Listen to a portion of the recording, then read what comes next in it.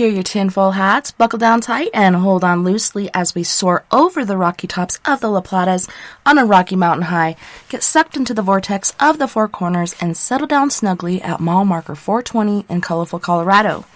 It is Sunday, April 4th, Monday, April 5th, for those of you across the pond and beyond. Welcome to We Are Paradox Media's Late Night in the Rockies. I'm your host, TessaTNT, and I'm so glad to be with you guys on this lovely Easter day. Happy Easter, Wappum peeps. Good to see you guys. Good to see you there, Nick, in the chat room. So, I could have done a replay tonight. Don't want it. So I'm going to be reading some ghost stories to you guys. Also, we'll be opening up the lines so you guys can call in with your stories and experiences if you so wish to. So, if you're listening to us right now, you're listening live on We Are Paradox Media's Spreaker. You can also find us on Twitter, Spotify, Apple Podcasts, Google Podcasts, iTunes, iHeartRadio, CastBox, Tumblr, YouTube, SoundCloud, TuneIn Radio, Deezer, Podcast Addict, as well as KPNL. That's right, we're on KPNL Radio, not only on Saturdays, but now Sundays as well. So that's very exciting, and you can find that at kpnl-db.com. So I hope you guys had a good Easter. It's been so warm and pretty laid back, a pretty relaxing day. When I got up today, after everyone had left to go up to the river and such, and came out into the house, the front door was wide open, and I was like, holy shnikes, I hope they took the dogs with them, because otherwise they're running free on this Easter holiday. All kinds of good food, family, whatnot going on today. Hopefully you guys are able to see your families today and not having to deal with the whole COVID hoopla going on. Alright, so the book that I'll be reading from tonight is called Ghost Tracks, Haunting Tales Along the Rails. And this book is very well written by Elizabeth A. Green, as well as Suzy, Garrison, Meyer. We're almost through with this book because we have read this book on the show a couple times. If we get through this book tonight, which I believe we will also be reading from another book about hauntings in Colorado, and this other book is called Bizarre Colorado, A Legacy of Unusual Events and People. So that'll be fun. If you guys do want to call in, let me post this in the chat room really quick, and I'll let you guys know at the same time what's going on. So the number is 970-335-9596. That's 970-335-9596. So feel free to call in with your stories, questions, experiences, etc. So this first story that I'm reading is called Echoes of Death.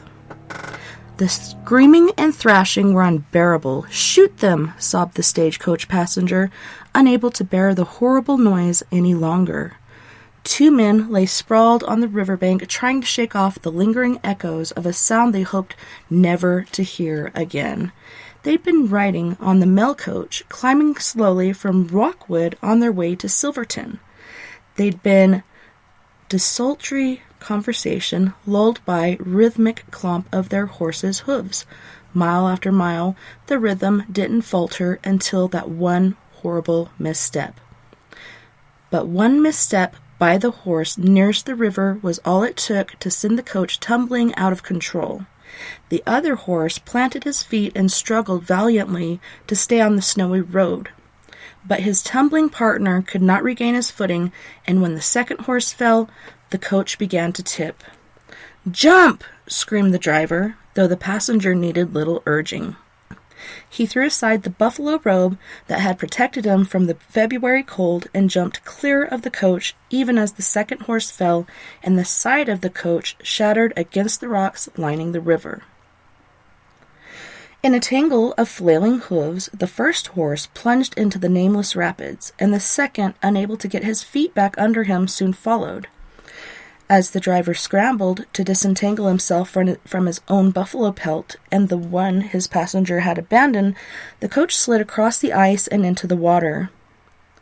At the last possible moment, the driver jumped, the strap of the mail bag wrapped tightly around his arm. By then, though, the bag had filled with water. The mail was sopping wet, and the leather bag was heavy. It snagged on a corner of the coach roof and arrested the driver's escape. With the coach slipping into the water and all his weight dangling from the mail bag, he couldn't hope to free his arm. He knew he was going to die, but fate was with him. The force of the current swung the back of the coach toward the center of the river, and his feet found purchase just long enough to free the mail bag. He floundered through the water and across the ice until he collapsed on the bank. The mail, which employees of Horace Tabor's Pioneer Stage Company pledged to safeguard with their very lives, had not been lost. The horses, however, could not catch the balance on the rocks, worn, glassy, smooth bicons of rushing water, and the cold river made them clumsy. Knotted in harnesses and reins, pulled downstream by ruined coach, they fought to keep their heads above water, and they screamed as their legs were bashed against the rocks of the riverbed. "Rifle, on the coach seat," the driver gasped. Neither one of them carried a pistol, and the Remington issued to protect the coach and its cargo was long gone. The men were forced to listen to the horses die, certain they would never again hear a sound so wrenching. By comparison, the mail didn't seem very important. The silence brought an awareness of their plight. The driver's clothing was soaked clear to his skin. His passenger was drier, but they were sprawled out on the snow, and night was coming. They had no way to light a fire. Could they walk the 2 miles to 10 Mile House before they froze to death? Or had they escaped a quick death in the river only to die slowly on its bank, as others had in this valley? A few hundred yards up the wagon road, the driver fell to his knees, his feet too numb to carry him another step. The passenger dragged him to the side of the road and covered him with snow, hoping it would provide some insulation against the bitter February cold. Then he started for 10 Mile House at a run. By the time he reached the safety of the hotel, he could barely speak, but he managed with a combination of words and gestures to convey his message. Down the river, near the narrow rapids, was a man who needed help, and fast. While Minnie Schneider built up the fire in the parlor, her husband Franz harnessed his sled dogs and sped off. By the time the stagecoach passenger was warm and dry, the dog team was back. The man on the sled was pale, nearly blue, but he was alive, Franz reported, although he wouldn't have stayed that way for long. His clothes were frozen solid. As they all sat by the fire, working together to keep the driver awake while he painfully regained the sensation in his fingers and toes, Franz casually asked a haunting question. Were those the horses Tabor bought from Wall and Witter? He probably got them cheap. Both men stared at him, not understanding. Finally, the passenger ventured an opinion. They seemed like fairly good stock. Franz shook his head. They might have been, but I'm pretty sure Tabor bought them and had them hauled over here after the coach wreck in Mosquito Pass. The driver's eyes grew round. Mosquito Pass? The wreck where the Reverend got crushed? I think so, Franz shrugged, suddenly wishing he'd kept his question to himself. It doesn't bear thinking about anyway. But the two men who'd entrusted their lives to the horses couldn't stop thinking. Had the earlier wreck been the horses' fault? Or had the spirit of the clergyman, dead before his time, lured them toward the swift, frigid water and tangled their feet?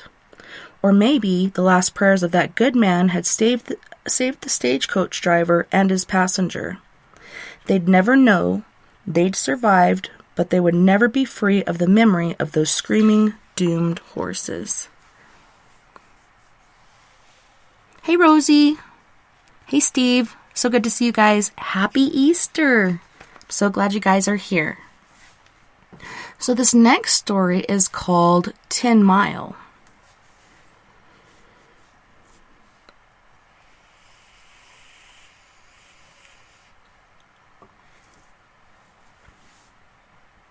There was so much sadness in this place. 10 miles was the distance a team could reasonably be expected to pull a loaded wagon, so the placement of 10 Mile House, that far below Silverton, was a logical investment decision. Franz and Minnie Schneider moved from Silverton to build a large hotel across the river from the mouth of 10 Mile Creek. In the days before the train arrived, they provided a livery service, food, and shelter, especially to northbound travelers, as winter weather often changed abruptly for the worst were the toll road ascending past that point. The crews building the new railroad could stay there, and it was a safe and comfortable place for the families to visit or even stay. As settlements grew up along the River of Souls, graveyards soon followed, and at 10 Mile House, the need for burying place came very quickly, all too quickly. With completion of the railroad, the settlement itself perished. The train rarely stopped there. When the hotel caught fire and burned to the ground, the dispirited Schneiders departed, reluctantly leaving one grave in particular. The river climbed out of its banks, as it often does, and swept away any evidence that the 10 Mile House ever existed. Some travelers reported seeing the grand stone steps of the hotel leading to nowhere, but even they are gone now. Perhaps someone lifted them onto the train, and they now welcome visitors to some other hotel or home. Perhaps the river washed them away too. It has that power and more. Lost, too, are the locations of the graves. Modern granite markers commemorate the dead, but the location of those neat gray rectangles is unrelated to their true resting places. Perhaps their remains still lie under soil, gently deposited by the river, under a carpet of fallen leaves, and, for much of each year, under a deep blanket of snow. More likely, though, the river has taken them too. Except for whispers on the wind, all evidence of people who lived and died at 10 Mile is gone. So that's a location between Durango, Colorado, and Silverton. Such beautiful country. This next story is called A Mother's Cry. Minnie Schneider never allowed herself to forget that the river was right behind 10 Mile House.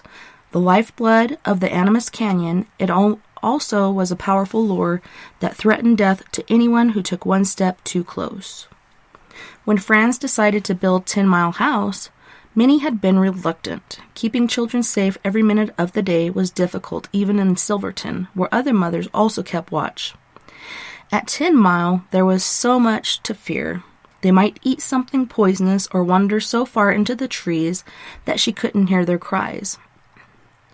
Wild animals could carry them off. Not all travelers along the wagon road were trustworthy. And there was the river so close behind the hotel, never silent, never still, never safe, always ready to snatch one of them away.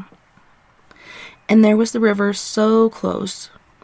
The coming of the rail line threatened the Schneiders in a different way. It was a discussion of that topic that held Franz and Minnie wrapped as they stood in front of the hotel with Peter Keegan from the railroad construction staff.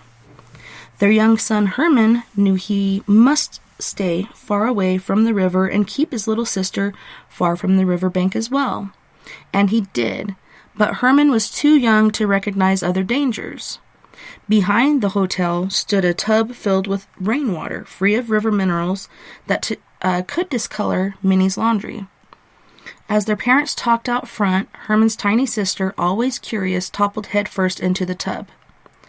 The toddler floundered. Her skirt flipped over her head, pulling her farther into the water. Her legs wouldn't fit inside the rim, and her arms were not long enough to lift her head above the surface. Her feet kicked helplessly, but only for a while. Herman, whose young mind was so filled with the threat of the river, had turned away for a moment, and when his eyes found his sister again, he began to scream. He tugged at her feet, but her sodden skirts were so heavy that he couldn't lift her from the water. He leaned as hard as he could on the edge, but he couldn't tip it over. All he could do was run around the hotel looking for his mother.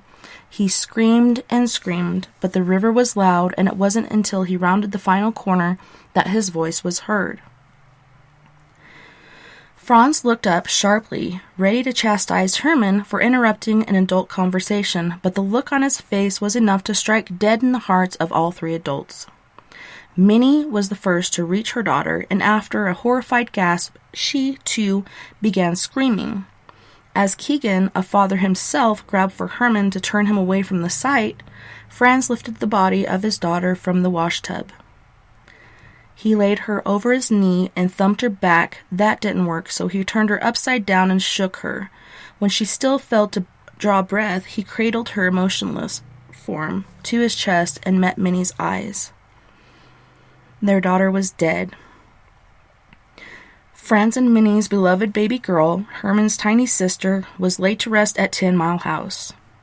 The marker is gone, and no one alive now remembers her name, but on quiet days, Minnie's gasp of horror at discovering her precious child drowned still echoes across the mouth of the 10 Mile Creek, chilling the heart of every parent who hears it. Her family may be long departed, and with them the knowledge of where she was buried, but her tragic death still affects people who pass by 10 Mile. When asked to talk about her story, railroaders often shake their heads quietly and look away. Some things can't be talked about, especially when they involve the spirit of a small child.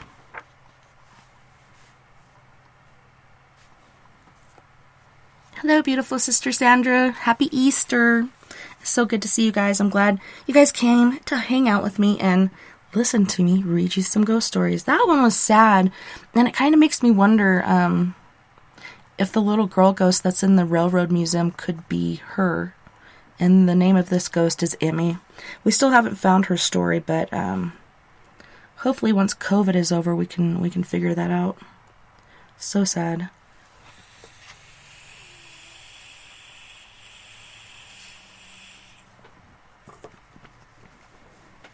The Lucky Prospector. William Kennedy was proud of his ability to find high-grade ore. "I am about as good as a prospector as this country has got," he wrote to his sister. He enclosed $20 to prove his point. "But," he added, "sometimes it seemed to be all in luck." And not all luck was good. William had come west in the early 1860s, lured by the wanderlust that often strikes men in their early 20s. But he was a hard-working man as well as a discerning prospector. When he wrote his sister from Animas City in the fall of 1879, he told her that he was eager to get into the mountains. Just a little side note there for you guys. Animas City was the original name of Durango.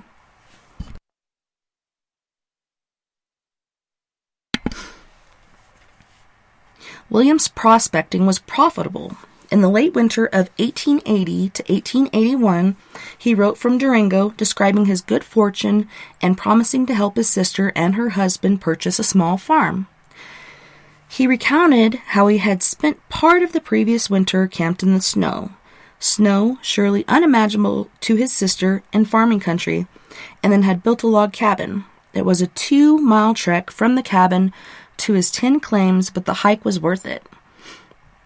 One gold claim yielded a very lucrative 40 ounces to the ton, he said, and he had sold 3 claims and a couple of half interests for $5,000. The purchaser had paid $600 down and invested another $650 into one of William's mines. He had a contract that required the buyer to pay the balance on July 1st. That amount would indeed have bought a small farm. Late in the summer of 1881, William Kennedy's luck changed. He fell ill with something folks called inflammation of the bowels. It might have been cholera, dysentery, intestinal tuberculosis, or any manner of food poisoning. Diarrhea dehydrated him and sapped his strength until, racked with terrible stomach pains, he could not leave his bed. When a fellow prospector found Kennedy in his stinking cabin, he was almost too weak to talk. "Sister," Kennedy moaned. "Money, sister." No, the friend insisted. "You'll get well. I'll start for Silverton right now, and we'll get something to fix you up." William's friend was true to his word. He found a physician who prescribed medication. Would it work? No antibiotics existed in 1881. The only hope lay in slowing the rush of fluids from William's bowels, perhaps with an opium preparation like laudanum or paregoric. With good luck, a strong man might recover. It was William's only hope. The bottle was handed to the stagecoach driver, who was just leaving town. Take it to 10 Mile House and tell Franz Schneider he needs to run it up to William Kennedy fast. It's important, and he'll know the place. William's friend paid the fee and a little more. Then he sat down to have a drink before setting out on the walk back down the river. Confident that the medicine would begin its healing work on William before he got there, a few drinks later, he realized it was too late to start for home. He'd spend the night in Silverton and go home tomorrow. But the prospector's luck had turned. As he waited, he dreamed of a woman's gentle hand on his brow. He dreamed of his rich claims. He dreamed of cool water. Strong and still young, he dreamed that the medicine his friend was getting from a doctor from Silverton would restore him to health. The medicine never arrived. The small bottle that might have spelled the difference between life and death for William Kennedy had been a last-minute addition to a big load of mail and freight. In the driver's rush to finish his trip before the sun set, he simply forgot to deliver it. By the time he discovered it, he was far down the canyon at the end of his route, too far to go back that night. William Kennedy's fate was sealed. The doomed man lay in his bed, clinging to false hope as he grew steadily weaker. When he slipped from consciousness for the last time, unable to speak, too weak to even lift his head, he still believed that someone soon would bring his medication and his sister would have her farm. Instead, his luck ran out, and the devoted brother died alone in his log cabin. William P. Kennedy's body was taken up the Animas Canyon and buried by the kindly Snyders at 10 Mile House. Hello, Mr. Morris. So good to see you. I hope you had a good Easter. This story is called Countdown to Silence.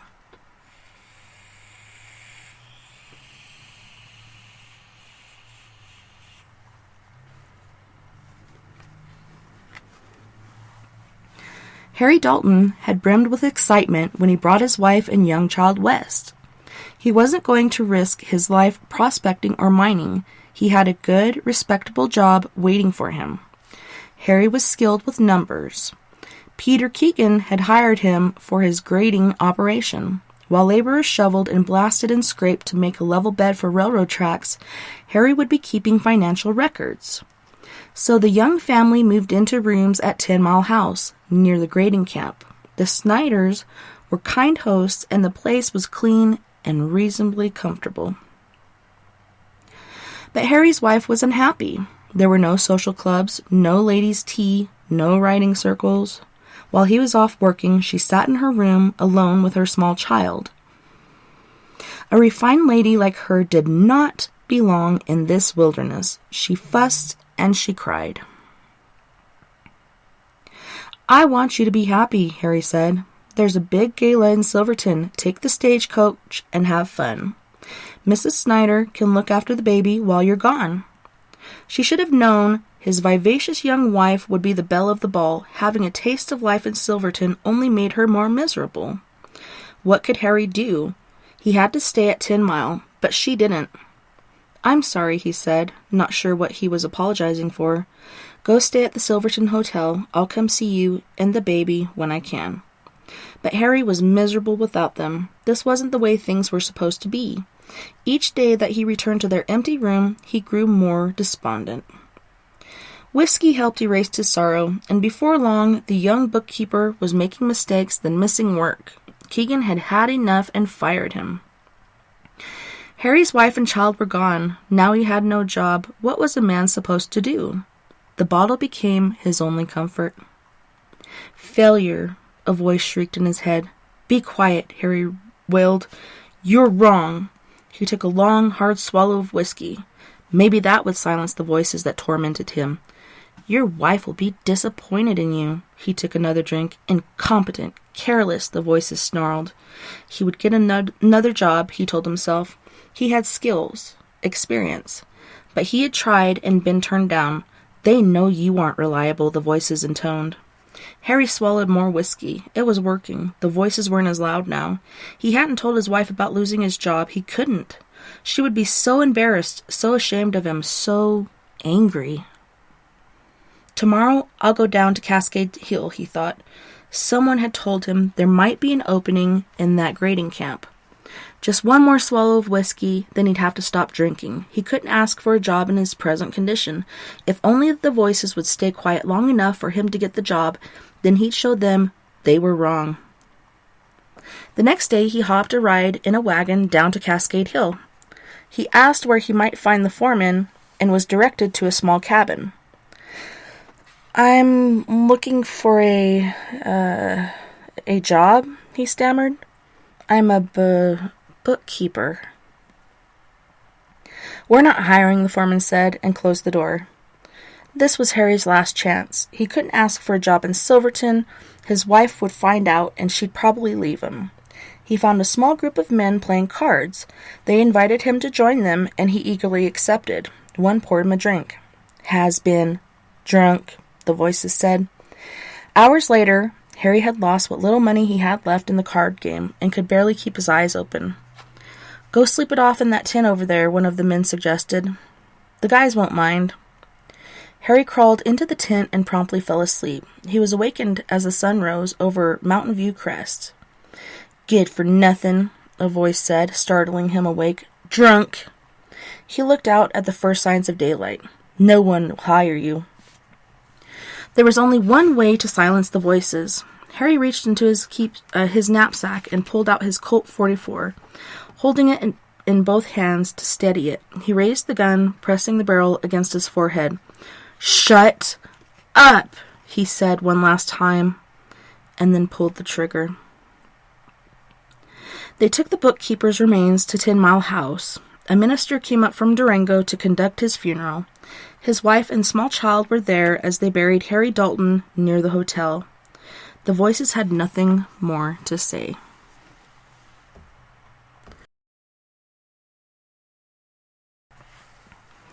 So this next location on the map is called No Man's Land, and this is up the road from 10 Mile.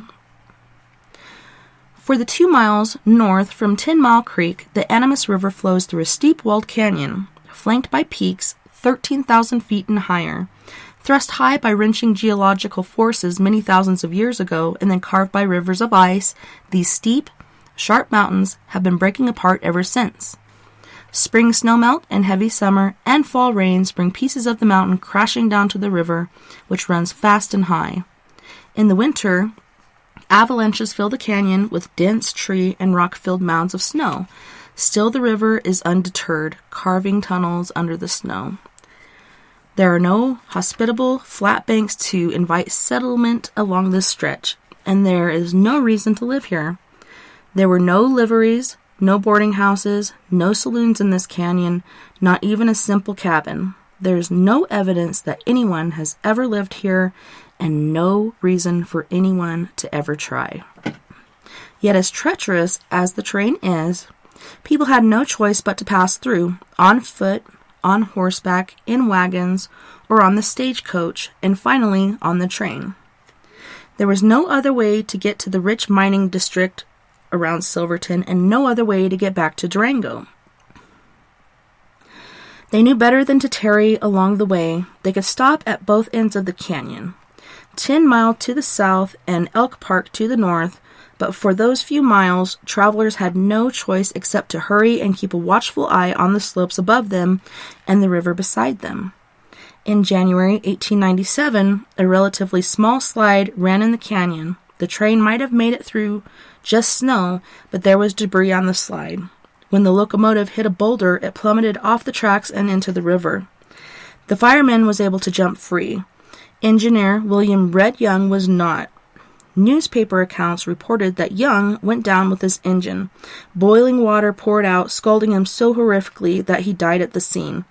The slide that took his life bears the engineer's name.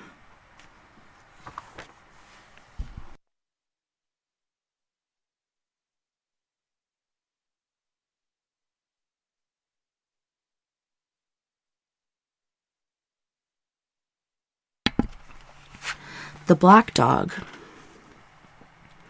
Silvertonians blessed themselves and averted their eyes from Franz Schneider's big coal-black German shepherds.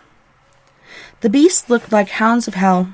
They never threatened anyone. They behaved perfectly well because Franz was always nearby to correct them in a guttural German, a language few others could understand. What would happen if one did attack? Would the dogs respond to English commands, or would they tear some poor person from limb to limb? No one doubted that they were dangerous. But they turned away from the dogs for another reason. All winter, and winter in Silverton is long indeed, Silvertonians depended on Franz Schneider's sled dogs to transport the shrouded dead to the undertaker and then to haul the caskets on to the graveyard. The dogs hauled other necessities, including freight, lumber, and even water. In the summer, water moved freely through the street ditches, but once the nights dropped below freezing, it had to come from springs in Anvil Mountain. Sometimes the black dogs were welcome. Too often, though, the sight of them pulling a sled down a snow-covered street reminded residents that not all of them would live to see snow melt. Although records had kept for only a few years, no one doubted that early snowfalls in the winter of 1879 and 1880 were setting records that would stand long into the future.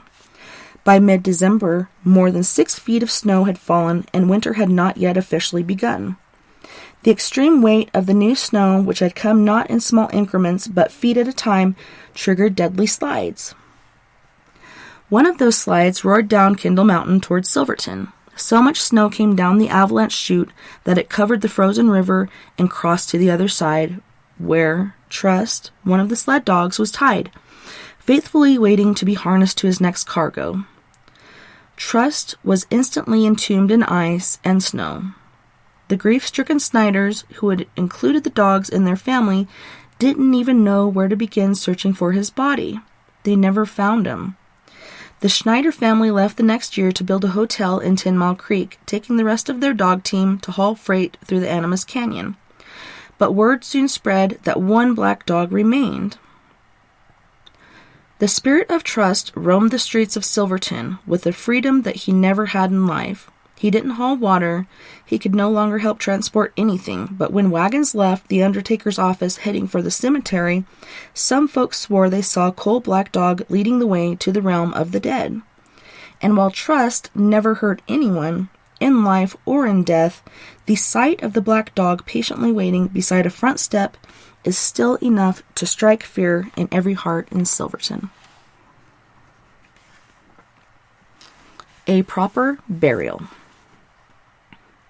J.R. McCrimmon was running, stumbling, falling, gasping for the thin mountain air, and then running again because George Hasinger was behind him. And George was dead. J.R. shouldn't have left him. He knew he shouldn't have. He'd hacked a shallow grave for his friend, wrapped him in his own blanket, and placed his hat over his face. Then, his heart aching, he'd cover him with rocks, big enough rocks, he hoped, that nothing would dislodge them until he could get back with a mule. But he knew that hope was foolish. A bear could easily roll rocks bigger than J.R. could lift, and, oh mercy, J.R. shouldn't have left him there, but what else could he have done? It wasn't George's voice that had caught J.R.'s attention.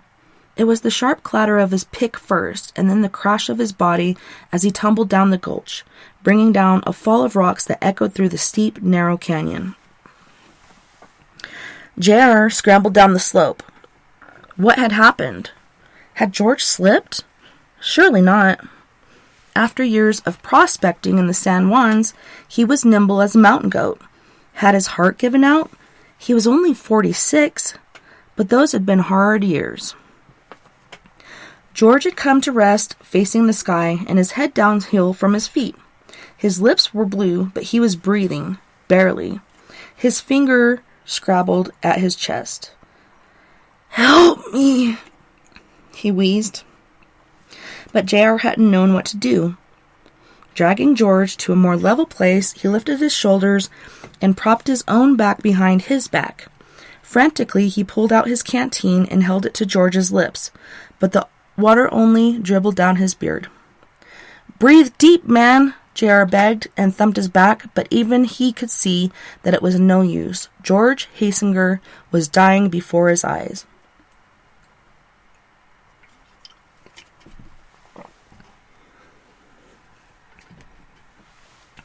Air whistled through his lips, and JR bent closer to hear what he was afraid were last words. Anna, Herman.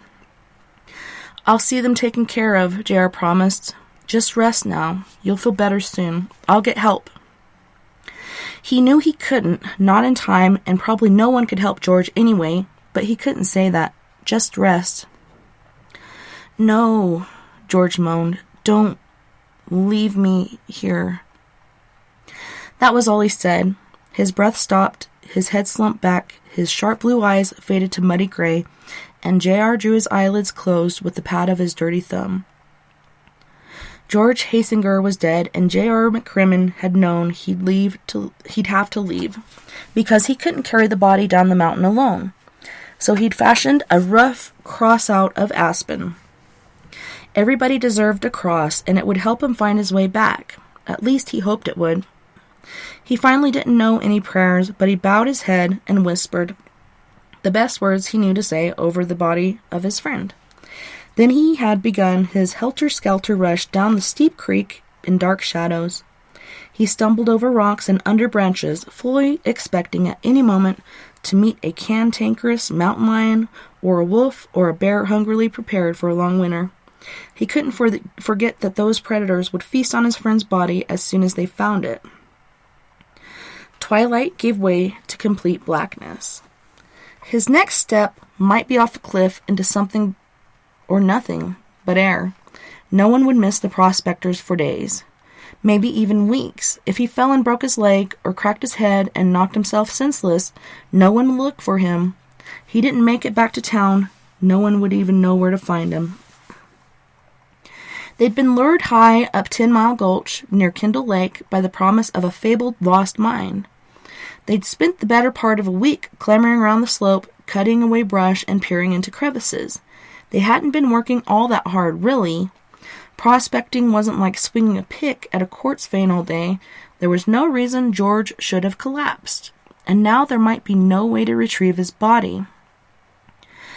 10 Mile Gulch was almost impossibly rugged route for a horse and rider. They'd have to find another way. They'd have to go clear up to Howardsville, probably, and up Cunningham Gulch, and further up Bear Creek, and after that, they'd have to drop down Viacito Creek and back up to Disappointment Creek. All that time, George would be up on the mountain alone, except for animals with their claws and teeth. And then what if they couldn't find the place he'd left George? Don't you think about that, J.R. gasped to himself.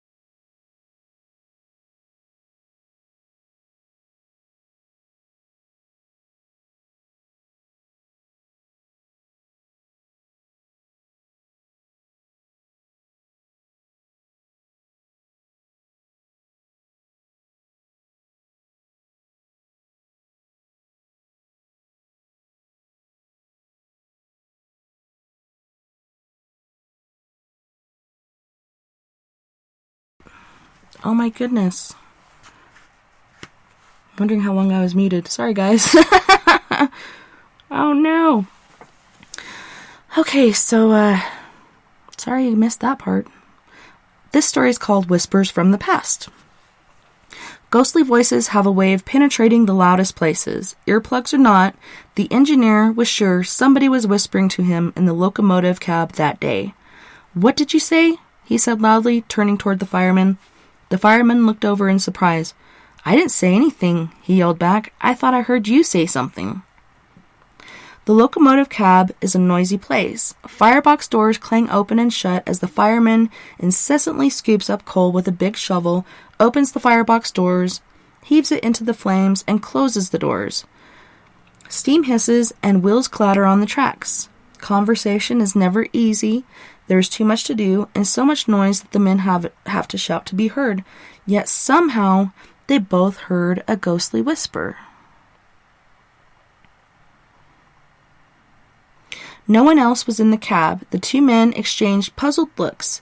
They knew they had heard something, but it wasn't like the train sounds that they were accustomed to. It was a human voice. The engineer listened more closely. It sounded insistent, but he couldn't make out any words. He felt edgy and wary. He had heard stories of such things from old-timers. Was it a warning of some kind? Who or what was trying to tell them something? Was there anything different about the train today, or about the route? Yes, he realized there was. They didn't have the usual tinder for this locomotive. In fact, it dawned on him this tinder had been involved in a fatal wreck many years before. Could there be something significant about this particular combination of locomotive and tinder, or was there something about the track today?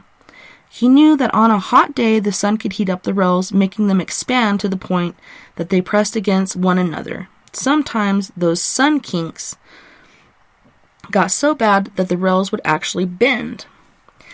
It had happened to a train a few miles down the track many years ago. When the locomotive hit a kink that July day, there was nothing engineer John Dykman could do. It went off the rails and plunged into the Animas River. Caught between the locomotive and the tinder, the fireman had barely escaped with his life. The engineer was unhurt, but from that day on, the spot carried his name, Dykeman Curve.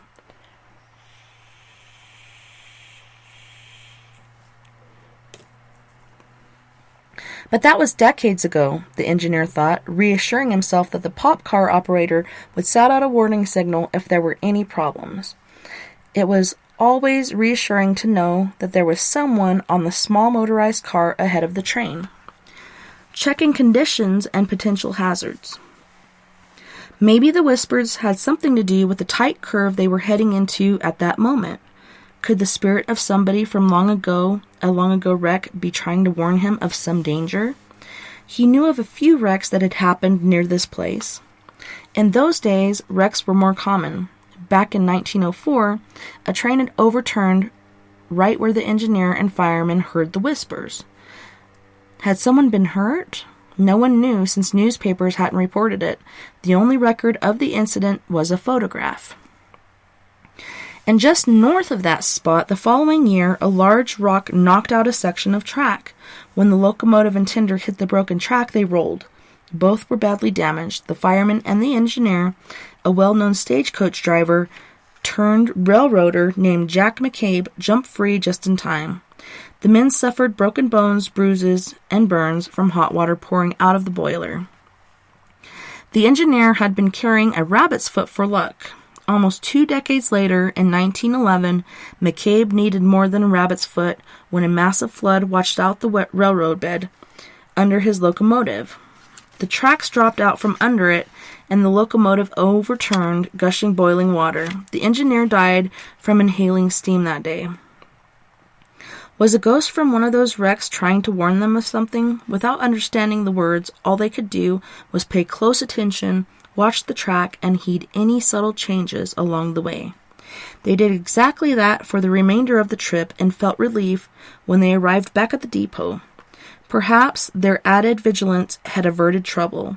They would never know. Ever since that day, they have listened more closely for a whisper that penetrates the noise. someone or something might talk to them again. This next location is known as Elk Park. People call this place a park, but it's not the kind that has picnic tables and playing fields. It's the high mountain valley kind of park, a broad, flat area with a wide view of the sky. Throughout the rugged San Juan parks, the parks provide a welcome contrast to the dark confinement of narrow canyons and towering peaks.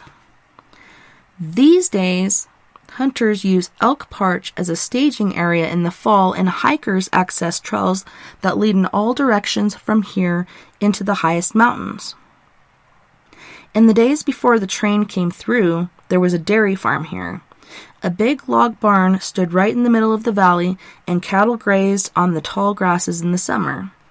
David Hershey had a large garden too, and boasted that he could supply all the strawberries and cream Silverton needed for its 4th of July festivities. Travelers on the wagon road stayed in his hotel and cabins. In the winter, Elk Park offered a stopping place between the massive snowslides to the north and south of this valley. By the fall of 1881, with crews laying tracks for the Denver and Rio Grande Railroad, Hershey leased his Elk Park house to a former stage driver. Before the train arrived the next summer, he moved his dairy farm north of Silverton. His days of growing strawberries to go with the cream from his cows had ended. He sold his prosperous hotel, house, cabins, and barn to the railroad. David Hershey had no desire to stay in this valley. His reasons why remain a mystery. After the dairy and cattle were gone and the hotel and cabins stood empty, Elk Park became a holding place for the dead. When snow slides blocked the route to Silverton, bodies were stored here, frozen in the snow. Once toboggans or dog sleds could get through, the bodies would be hauled to Silverton for proper burial, at least most of them. The buildings all have been dismantled or moved elsewhere, leaving no sign of those who lived and died in this beautiful park.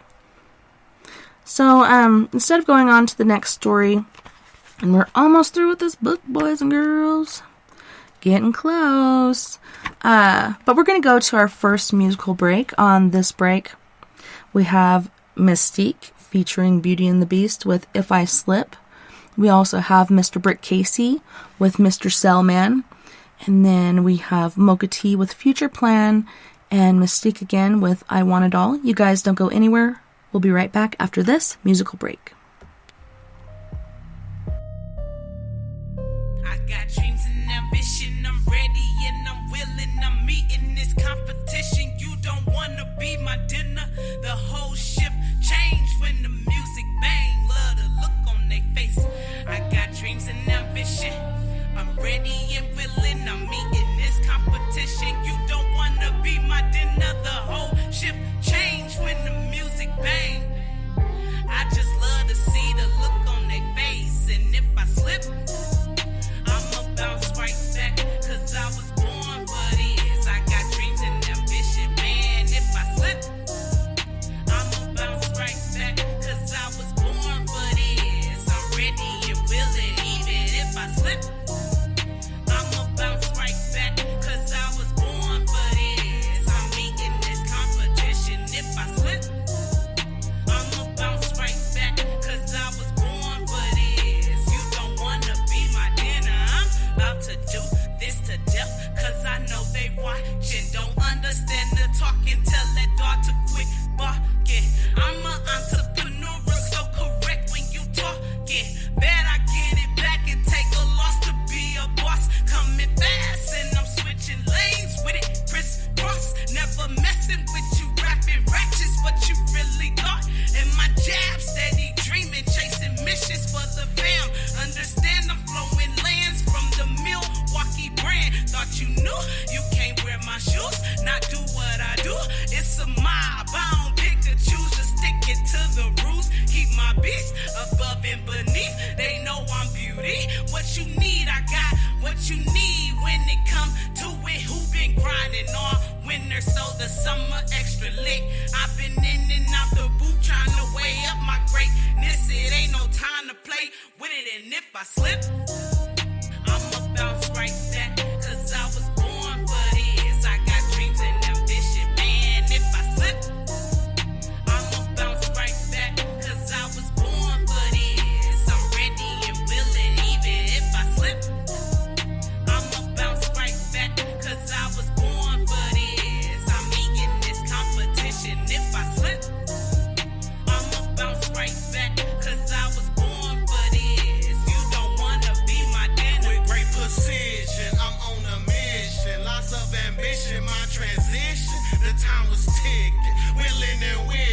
just listen.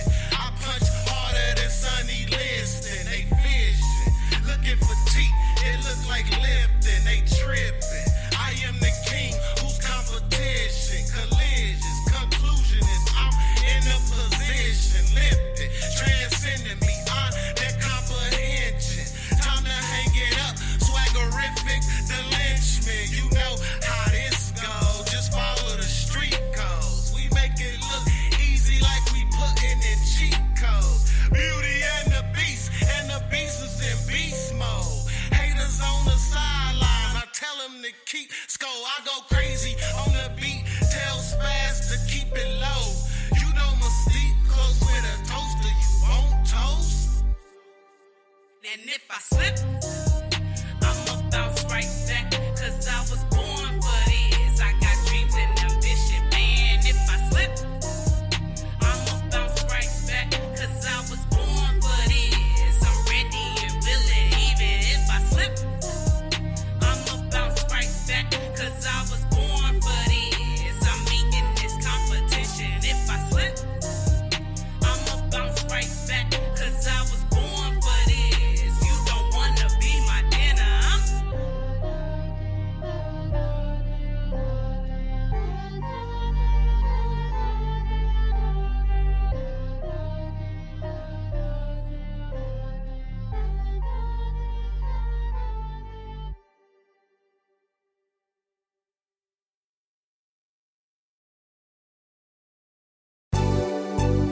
Hello?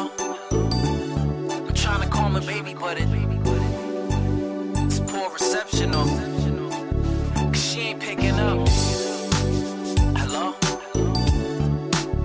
Hello?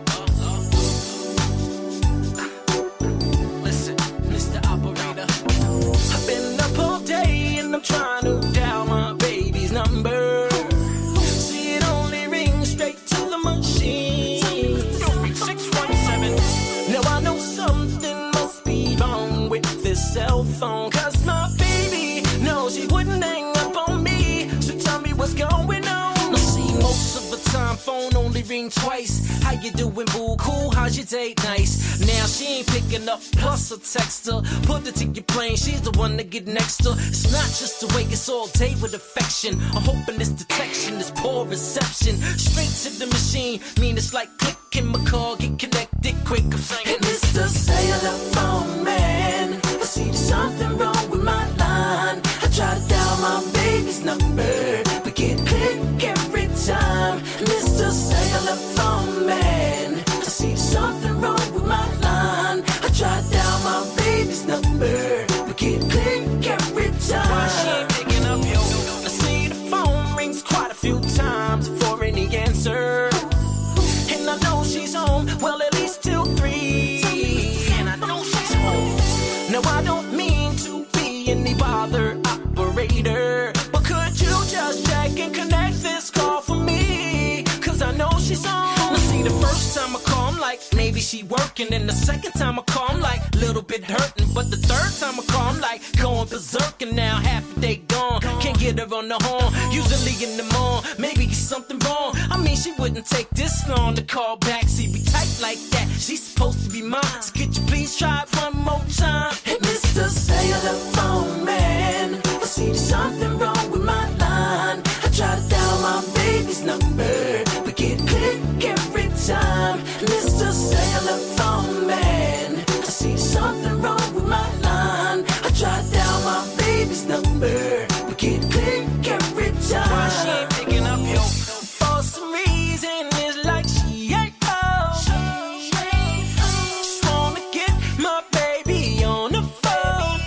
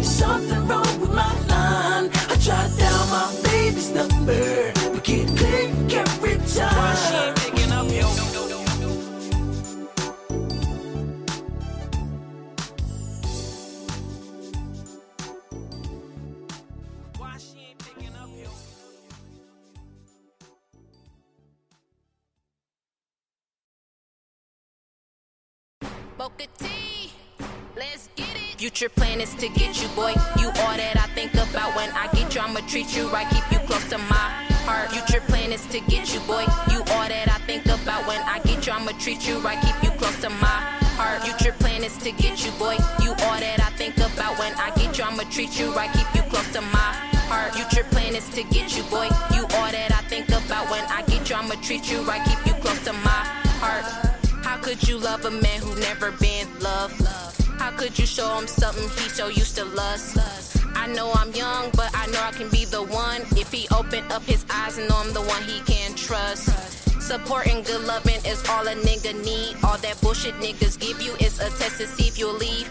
And if you leave, you are not a strong queen. Cause a queen will stay still, pray and be there for her king. Future plan is to get you, boy. You all that I think about when I get you. I'ma treat you right, keep you close to my heart. Future plan is to get you, boy. You all that I think about when I get you. I'ma treat you right, keep you close to my heart. Future plan is to get you, boy. You all that I think about when I get you. I'ma treat you right, keep you close to my heart. Future plan is to get you, boy. You all that I think about when I get you. I'ma treat you right, keep you close to my heart.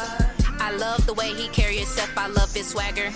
He had me at happily ever after. No fairy tale, this man I really wanna capture. A peek at you, got my heart beating faster. No road runner, but you got my mind racing. Still can call you up and don't know what to say.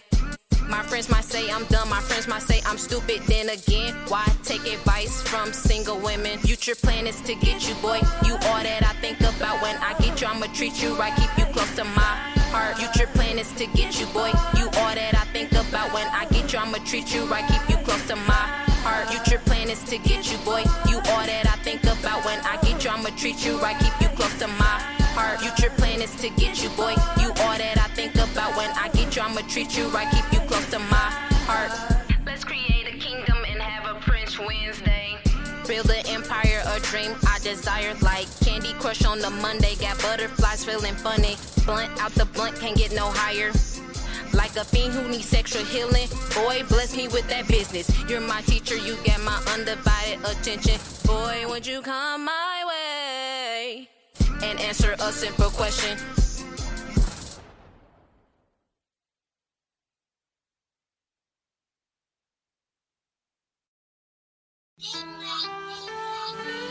Yeah, okay. I want it all. Even if you stepping out of bounds, keep ballin'. I want it all. Diamonds and cars. Building big yachts, close up the stars. Buying the bars. Own it is ours, I want it all. Big or small, no more of a downfall. I want it all. I want it all, I want it all. I could sign your baseball. Money making it rain fall on a big mall. Owning the whole block, driving to the mailbox. Cruising in my yacht, I gotta get up out this box. I want it all. I always knew that I would be rich, don't doubt for a minute. Speaking to existence, hoping and feeling to give away $1 million. Just be chilling in the tallest building. Say hello to the mission and vision with me. Hello. Watch cost about 150 Rolex diamond luxury city. Next to Movado, motto, cock it before the arrival. Lamborghini with bass high, I can hear it all. Sit back, sun roof up, is the stars. High performance car, super saloon, exclusive rim spinning hard. Always wanted to build a park, obstacles to enter. A lot more for the kids, recreation centers. I want it all. Red bricks, cream coated, painted marble fountain as I pass. Walking the stone path, heated pool, home theater for all of my family. Wanna do it for my city. Can't wait to see the chandeliers hanging from the ceiling. I want it all. Diamonds and cars, building big yachts, close up the stars. Buying the bars, own it is ours, I want it all. Big or small, no more of a downfall. I want it all, I want it all, I want it all. I could sign your baseball. Money making it rain fall on a big mall. Owning the whole block, driving to the mailbox. Cruising in my yacht, I gotta get up out this box. I want it all. I'm inside of a dungeon, life involves repercussions. Convinced that consequences leave me boxed up, feeling suction. How could this bad mistake have me thinking ways to escape? Catching the case, wanting it all has been replaced. Look at a cellmate face, I know they can't relate. I know trust in the soul, heck no, it's to stay safe.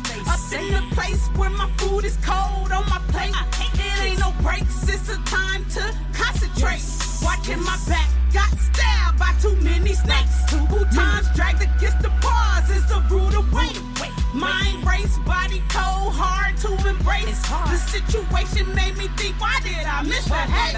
And common sense of being solved in so many ways. During the problem thoughts, I forgot I want it all. Forgot I had a dream to rule it, forgot to remember that all my fans had a thought that I can have it all. I want it all, staring at the walls, walking down the halls, wait for my collect call, supposed to be at a concert hall. Instead, I want it all behind bars, can't reach for a star. It's severe, I want it all. I want it all. I want it all. I want it all. I want it all. Diamonds and cars, building big yards, close up the stars, buying the bars, on it is ours. I want it all. Big or small, no more of a downfall. I want it all. Diamonds and cars, building big yards, close up the stars, buying the bars, on it is ours. I want it all. Big or small, no more of a downfall. I want it all. I want it all, I want it all. I can sign your baseball. Money making it rain fall on a big mall. Owning the whole block, driving to the mailbox. Cruising in my yacht, I gotta get about this bodice. I want it all. Mystique. Welcome back, Wapham peeps. Happy Easter! Speaking of peeps, we were just discussing this in the chat room. Disgusting this. Ew. Peeps flavored soda. I believe it was Pepsi that came up with this nasty concoction. Diabetic inducing yuckiness. Yuck. How could anybody even eat that? Like, I can't even eat Peeps. Could you imagine drinking Peeps soda? No, thank you. I think I'll pass on that. If anybody's had that, leave a comment below and let us know what your thoughts were. Like, it makes my stomach turn just thinking about it. Ew. Yuck. Why, Pepsi? Why? So getting back to our book this evening, it's story time at Tessa's house. So we got Ghost Tracks, Haunting Tales Along the Rails. And it's funny, I have to double check when I type this in, because every single time I type in this title of this book by Elizabeth A. Green and Suzy Garrison Meyer, I accidentally put Tales T-A-I-L-S instead of T-A-L-E-S. I don't know why, I just do. Okay, so this next story is called Cold Comfort.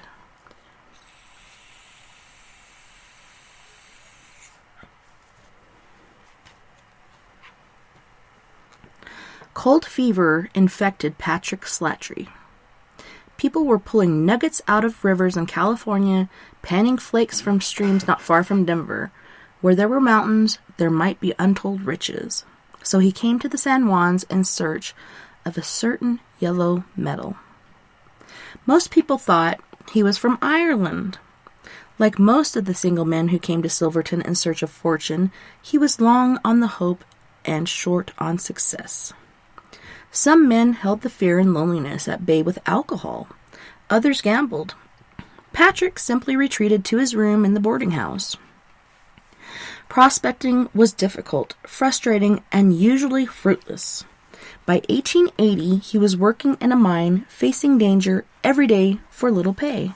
Rocks could fall and crush him. A path through the snow could suddenly break loose and slide down the mountain, trapping and burying him in an icy tomb.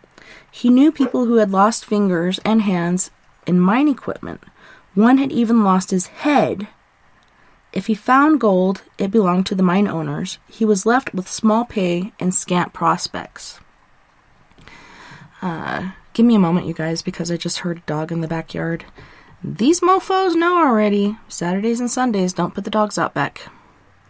Can you get the dog, please? Get the hellhound out of the backyard. Right now.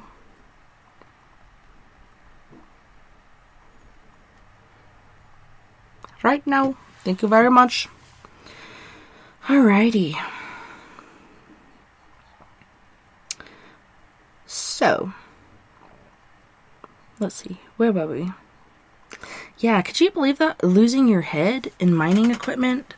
That is so weird and crazy. What kind of, oh my gosh, what kind of equipment was that? creepy. But word had spread that the railroad was coming. By next summer, it would be in that new town that they were building, down where fruit trees blossomed and grass grew thick and green.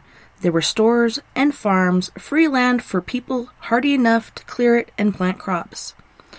One Friday in late January, he decided to walk to Animas City. The town was more than 40 miles down the canyon. The only route into or out of Silverton was the wagon road. It followed the river from about 20 miles, then veered up into the mountains, a challenging trek even in summer. In winter, snow slides, blizzards, and a bitter cold added to the danger. It would take him days, so Patrick packed food for the trip, rolled up some blankets, and put everything on a sled. He had barely left Silverton when the weather turned foul. Patrick sunk into the snow up to his knees. He struggled to get one leg free, only to sink just as deep with the next step. Pulling the heavy sled made it even more difficult. He had to get to Elk Park. He could stay in one of the cabins there and wait out the storm. After 3 miles of struggling through the snow, he reluctantly abandoned the sled. Late the next day, a mail carrier on snowshoes came upon Patrick about a mile from Elk Park. The Irishman still had his blankets, but seemed worn out, downright feeble. Everyone in the San Juans understood the signs. In the bitter cold, a man would shiver, sometimes violently, as his body did all it could to generate warmth. Before long, he couldn't think straight. He could get lost, wander aimlessly, shivering even more powerfully as the cold penetrated whatever woolen clothes or blankets he had for protection. There were stories of men becoming so confused, crazy, some people said, that they would throw off their clothing and wander naked in the snow until they froze to death. The Irishman assured the mail carrier he could make it to the remaining distance of Elk Park. The carrier wished him well and continued on his way to Silverton. Patrick did make it to Elk Park. He could see the cabins in the distance, plumes of smoke drifting from the chimneys. The warmth would feel so good. Just a little farther, and he'd be there. He stumbled, plunging headfirst into the snow. He tried to pull himself out to stand, but the snow was too soft. He would have to crawl. The blanket roll was getting in the way, slowing him down. He was almost there. He could manage without it. He cast the blankets aside, scrambling for each inch of progress. The shivering had stopped, but he was so weak he couldn't feel his hands and feet. He looked up. Patrick couldn't believe what he was seeing. Was that his boarding house up ahead? In his confusion, he thought he smelled hot stew bubbling on the stove. So close. Just a few more yards. He could see his bed. Imagine climbing under the covers. He collapsed in utter exhaustion. Oh, the quilts felt so good. If only he could cover himself better. He burrowed deeper inside. At last he was covered. Soon, he thought, he would be warm again, and under his blanket of snow he fell asleep. There, on the edge of Elk Park, within sight of David Hershey's cabins, Patrick Slattery surrendered to the cold and breathed his last. The icy bed became his tomb. His body remains somewhere in Elk Park, his grave unmarked. White Danger.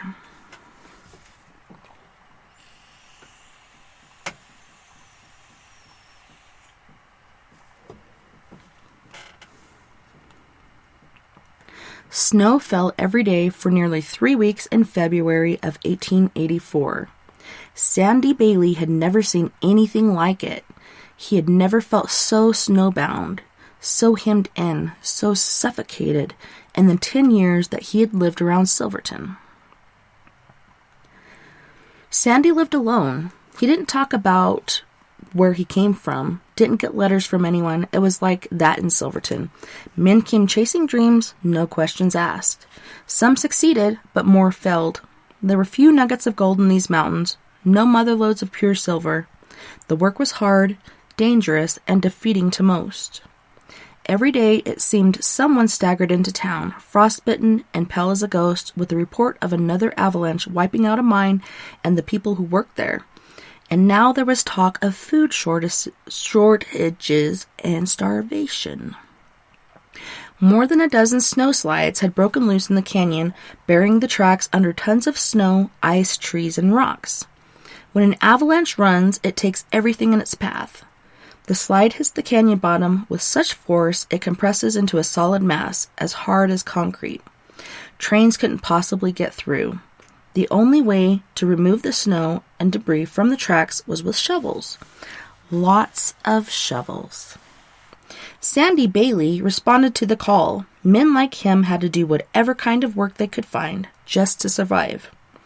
With all the reports of avalanches in the high country, he had no interest in working the mines, at least not this winter. The very thought of being buried in snow struck fear in his heart.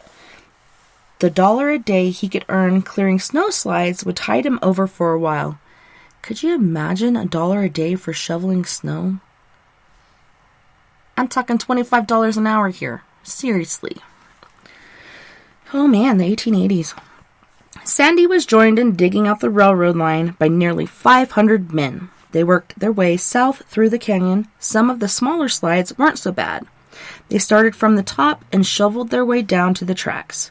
For the deep slides, they had to dig and wide opening at the top. When they reached the point that they couldn't throw snow over the top, they dug a slightly narrower trench. Each succeeding trench was narrower than the one above, forming ledges stair-stepping down to the tracks. Men who were deeper down into the slide shoveling snow and debris up, ledge by ledge. Sandy scooped it up and hoisted it up to the next ledge again and again, helping to get each shovelful to the top. It was back-breaking, exhausting work. Then they reached a monstrous slide. Some men said it must be 80 feet deep and more than twice that in length. The deeper they dug, the more times the snow would have to be thrown upwards until finally reaching the top. It was going to take a lot of men to get this one cleared. Holy shnikes, I wish you guys could see this picture. That is a lot of snow. Sandy clambered to the top and started digging. The first few thrusts were fine. He had to hit it really hard with his shovel at just the right angle to get a good chunk of snow. Then he lifted the shovel and swung it over his shoulder, throwing as hard as he could. He got into a rhythm of thrust, hoist, throw, thrust, hoist, throw, over and over, cutting even deeper into the slide. His shovel hit a tree trunk. It must have been more than a foot in diameter. The rhythm was gone as he dug along the length of the tree. Once he had it exposed, he called out to the men around him. Together, they hoisted the tree and pushed it up and over the top. Other men would rake it from there, moving it to a growing pile of trees toward the back of the slide. Sandy fell back into the rhythm. Thrust, hoist, throw. His shovel made a sharp, metallic sound and vibrated up his arm. A rock. Again, he had to dig around it and then call for help. Hour after exhausting hour, Sandy shoveled. Day after grueling, cold day. 2 weeks of shoveling had earned him $14 and drained him of all his strength. They had reached Elk Park, about 6 miles below Silverton.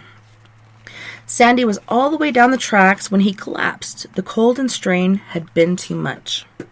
Sandy died there on the Denver and Rio Grande tracks halfway to Needleton. Other shovelers stopped what they were doing. They couldn't save him, but they could at least honor him in death. They fashioned a crude box from wood that they had uncovered in the snowslide and laid him in it.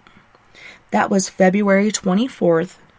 For 6 weeks, Sandy Bailey lay frozen in his snowbound coffin, fulfilling his worst fear. Finally, when the train reached Elk Park, the old-timer took his last trip to Silverton. Hello. I looked up your life path number and I wanted to share it with you. Okay. So we have a break in our story time, guys. Kinsey has an announcement. Something to share. Yeah, so it's like within your zodiacs and stuff, and I looked up your life path number, and it's where you like add up the numbers between like your birthday and stuff. And so let me know if this resonates with you, because this is your life path number. Your life path number is 8. Mine's 6. And it says, those with life path number 8 tend to be a better judge of character and attract the right kind of people to work with you toward your vision. This makes you a natural executive and an excellent in business or political arena. You have a need for success and a strong desire to be recognized for your achievements. This leads you to not feel safe unless you have found a way to establish financial security. And because you are more likely to consider status important, you may be tempted to live above your means. You should also pay special attention to telling and showing your loved ones that you care. Being a good provider isn't the only way of doing this. It is difficult for an 8 to take advice. When you make a choice, you must feel it is their decision, not someone else's. As a result, you do not tend to learn the hard way. 8s are very honest, and by being so blunt, they are unintentionally hurt feelings. Although they can sometimes appear insensitive, what is going on inside them is the exact opposite. They do feel deeply about everything that goes on in their lives. People with the life path 8 are born with natural leadership skills. If your number is 8, you are very ambitious and goal-oriented. You have strong organizational skills and a broad vision, which makes you successful in business. This represents authority, material wealth, ambition, and caution. It is also a number of returning karma and opportunity. You are reviewing the lessons you brought from other lifetimes and reinforcing what you choose to keep. A person with a number 8 in their chart will work diligently to achieve their goals. This person would make a good business manager and or leader. They thrive on hard work, and more than any other life path, they are prone to becoming a workaholic.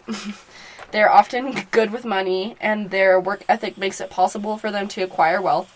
This pursuit is materialistic. Gains can hold some pitfalls for them, including a tendency of becoming unscrupulous in their efforts to make money or neglect of their family and loved ones while working to earn money. Balance is the key. So I guess balance is the key for yours. So hard to achieve. Balance. I agree with you, because, like, since you started your show, like, you're really ambitious about it, and you, like, work really hard to get what you want. Like, well, not what you want, but, like, to get to where, like, I don't know. I feel like you're quite ambitious. Thank you. I want to show you mine, though. I feel like... Did you hear that I got picked up on Sundays, too, on KPNL? Oh, really? Yeah. Oh! Saturdays and Sundays. Because your year was in 1978, right? Yes. Yes, okay. That's why I thought I did it right. Listen to mine. I feel like this resonates with me well, too. So it says... Life path number 6 is a number of responsibility and awareness, and those born with life path number 6 tend to be incredible nurturers. You are likely... I feel like that's why I'm so obsessed with my animals, and I want so many animals, because I want to take care of them. And it says you are likely more home, family, or community-oriented. You tend to be more loving, warm, understanding, compassionate, responsible, and reliable, and interested in pleasing others. You are an excellent caretaker and provider and enjoy being a service to others. And this is especially true with your family and friends. Your life revolves around home and family, and your parenting instincts are very strong. Which I agree with that, because I work with kids and shit, and I love it. Speaking of pets and all the ones that you've gathered, yes. Check this out that I saw at the grocery store. Do you know that you can litter box train them and let them run around your house? Yeah. So there's Dutch bunnies for sale for $25 each, and they're so cute. I want one. If you want to get one, we can keep it in my room. Like, in its cage. Like, with its cage, we can keep it in my room, and then when it wants to run around, literally, they'll just, if you get them litter box trained, they can run around your house and go potty in the litter box. I showed it to your dad, and he hid his head under the blanket. Yeah, that's why you get it, and then we'll put a cage in my room, and you could keep it in my room. That's my own. As a tall boy, that's why. Good job. No. Well, thank you so much for sharing that. That was awesome. Share your life number with you. Yes, how exciting. Love you, Mama. Love you too. Happy Ether. All right. Well, that was cool. Cool little reading break there. Allowed me to puff on my vape and get my nicotine. So quiet in the chat room. I hope I didn't put everybody to sleep. But this next story from Ghost Tracks, Haunting Tales Along the Rails, is Death by the River. The Denver and Rio Grande conductor, and I was wrong when I typed that earlier, Jim. I put D and S because I'm thinking Durango and Silverton, but it is Durango and Rio Grande. It's the D&R Railroad, not D and S. I don't know why I'm thinking S. S is right after R. Who knows? So the Denver and Rio Grande conductor made a frightful discovery in January 1903. Under the water tower, only a few miles south of Silverton, he found a body. The man had died from a single bullet to the head. Train screw had train crew had spotted the man propped up against a tower support the previous day. Just another drunk, they thought, as the train passed by. The guy would probably sleep it off and be gone before afternoon. But he wasn't gone. The well-dressed man who had been missing for a few days wasn't a drunk at all. He was the much-loved president of a local bank. I think I've heard about this guy. Ooh, if this guy's from Silverton, holy shnikes. The Grand Imperial, which we did an investigation at, pretty sure this guy's haunting there. And the bank did used to be there, if I'm thinking of the same story.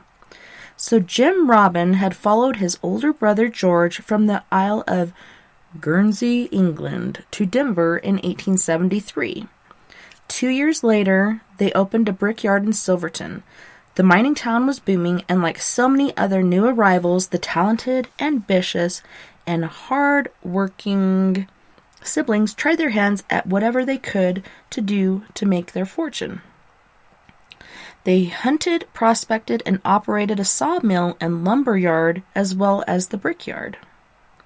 When the Bank of Silverton opened in 1891, Jim was hired as the cashier. The bank foundered during the 1893 silver panic, but was saved when Jim's Iowa mine hit a rich vein of ore. He became president, and his wife Amelia was vice president. Well, that's pretty cool. Making your old lady your partner? That's almost unheard of. They had a number of stockholders at first, but mining fortunes ebbed and flowed, and the investors came and went with them. Like Jim, George Robin had some prospecting and mining. The two were partners in an abstract real estate and insurance business. Another brother, Art, joined them in Silverton in 1895. With a partner, he operated a store that sold jewelry, stationery, and candy. When his partner left, Art ran the store by himself. His brother Jim's bank lent him whatever money he needed to stay in business. The Robin brothers were active in Silverton. Jim was town treasurer for a while and attended many social events for dances, spelling bees, and musical performances to roller skating at the local rink. He was a kind and generous man who was always willing to help a person in need. George was friendly and likable, although he did spend a bit too much time and money gambling. When Jim's wife and children went back to England to visit family, it was lonely for him to be in their big house. He decided to stay at their grand hotel where he would have other people around him at least part of the time they were gone. Grand Hotel, I'm telling you, it's probably the hotel I told you about. It was New Year's Eve, and Jim told his friends he was looking forward to having dinner at the hotel with another brother, Bob. The dinner hour came, but Jim did not. The clocks chimed midnight and the start of a new year, but he did not join the revelry. The next day, the cashier at the Bank of Silverton posted a notice on the door. As Mr. J.R. Robin is missing, the bank is closed. People immediately started looking for the affable banker, but he was nowhere to be found.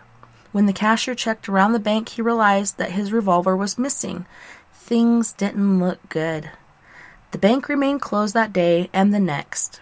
Depositors started worrying about their money. It turned out that they had cause for alarm. Although the bank showed deposits of $158,000, it was overwhelmingly in debt, insolvent. 2 days later, the train conductor found Jim's lifeless body under the water tower. People quickly decided the banker must have taken the cashier's gun, walked down the railroad tracks to the water tower, put the barrel to his right ear, and shot himself. But did he? Jim Robin had faced failure and economic disaster through the years and always recovered. Why was this time different? 3.5 years later, near the water tower, another D&RG conductor spotted a body wedged between the boulders in the river. Like the man under the tower, he was well dressed. And as it turned out, that he, too, was a respected Silverton businessman. This time, it wasn't a gunshot that killed him. The man had apparently drowned. His wrists bound with baling wire, it was obvious from his head injuries, though, that he had suffered tremendously before he drew his last breath. It was George Robin. Tragedy had struck the same family twice. Folks said George's gambling had gotten out of hand and he owed people a lot of money. Still, was that enough to make him walk to the bank of the Animas River, close to where his beloved brother had died? Had he wrapped wire around his own wrists? If so, why? People decided he had, and reasoned that in his determination to end his life, binding his wrists would prevent him from swimming to safety once he jumped in the river. No one could explain his head injuries, though. Which, I mean, I guess, you're in a river, and these rivers around here can be pretty vicious. It could be from hitting rocks and stuff. I don't know, but who's with baling wire? Really? I could see perhaps a rope binding your own hands, but baling wire, that's quite difficult. Even so, they deemed George's death a suicide, just as they had his brother and laid him to rest in Hillside Cemetery. But was it? Did George owe money to the wrong man? Two successful men who hit hard times, brothers. Had either man truly chosen to end his own life, or did someone get away with murder twice? I don't know about you guys, but I'm leading towards moida. I think there's moida going on in this. And maybe that's why there is the haunting, because at this old hotel, which is the Grand Imperial, there's been so many different, businesses and stuff go through there. The newspapers, banks, hotel, of course, etc., etc. All throughout its life there in Silverton. It's been a pretty interesting place. And that would make sense why he's haunting it. Yes, they're saying that they had hard times. They were in debt. Who's to say somebody didn't take their money and kill them? Pretty intriguing. And perhaps the second brother realized who it was that killed his first brother, and that's what happened. It's hard to say.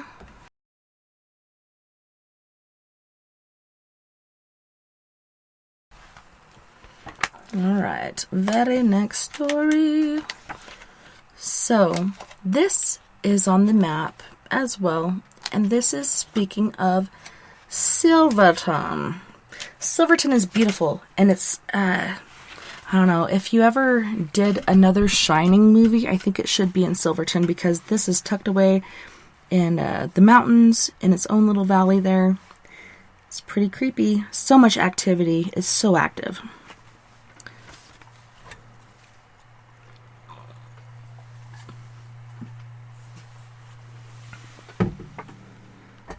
Silverton is the embodiment of a boomtown, swinging from good fortune to bad and back more than most communities could endure. This small town, nestled in the core of a collapsed volcano. Holy crap! I did not realize that. Holy crap! Okay, is a survivor. Businesses of every kind thrived in its early years, especially after Denver and Rio Grande Railroad arrived in 1882. Life revolved around the railroad. It brought sustenance, and it provided escape for those who gave up. In Silverton's heyday, there were 10 times as many people living there as there are today. The town hummed with optimism. If one business enterprise failed, all a man had to do was try another. And if nothing else worked, there was always room for another saloon, especially if it included sporting women. For the more refined residents, there were opera houses and skating rinks, a library, and a community brass band. The sounds of music and laughter emanated from just about every part of town. Silverton wasn't all gaiety and glory, even in its prime. Danger was a part of life for everyone who lived here. For these glorious mountains, and from their fellow inhabitants, as well as from the outside world. Prospecting and mining were hazardous work all too often. Problems were solved with guns, though the solution rarely brought accord. economic forces beyond anyone's control sent silver prices plummeting and wiped out fortunes overnight. Winters were long, cold, and often fraught with perils. For each person who enjoyed great success, there were several who failed miserably. Some fled. Some kept looking for the next big strike. Some had nowhere else to go. Disease stalked the people of Silverton too, no matter what their social standing. The Spanish flu epidemic alone killed more than 10% of the population in 1918 and 1919. And silicosis, I think it is, silicosis, whatever it is called, commonly known as miner's consumption, claimed far more through the years. Children died of cholera, scarlet fever, and a multitude of other exotically named maladies. People froze to death trying to bring food and supplies to town, or were buried alive in avalanches. Is it any wonder that this town is a hotbed of ghostly activity, or that some of these ghosts frequent the depot? Pretty intriguing. And that's what I was saying about Emmy earlier. Could that ghost from 10 Mile that died in the water bucket actually be Emmy? Man, makes you wonder. Because a lot of things do travel rivers. The Animas River, known as the River of Lost Souls. And then the railroad. Pretty interesting to think about. Man, I hope you guys are still there. It's so quiet in the chat. Where'd everybody go? You guys okay? Do I need to spiff things up? Read a little faster? Alright. So this story is called A Long Time to Die.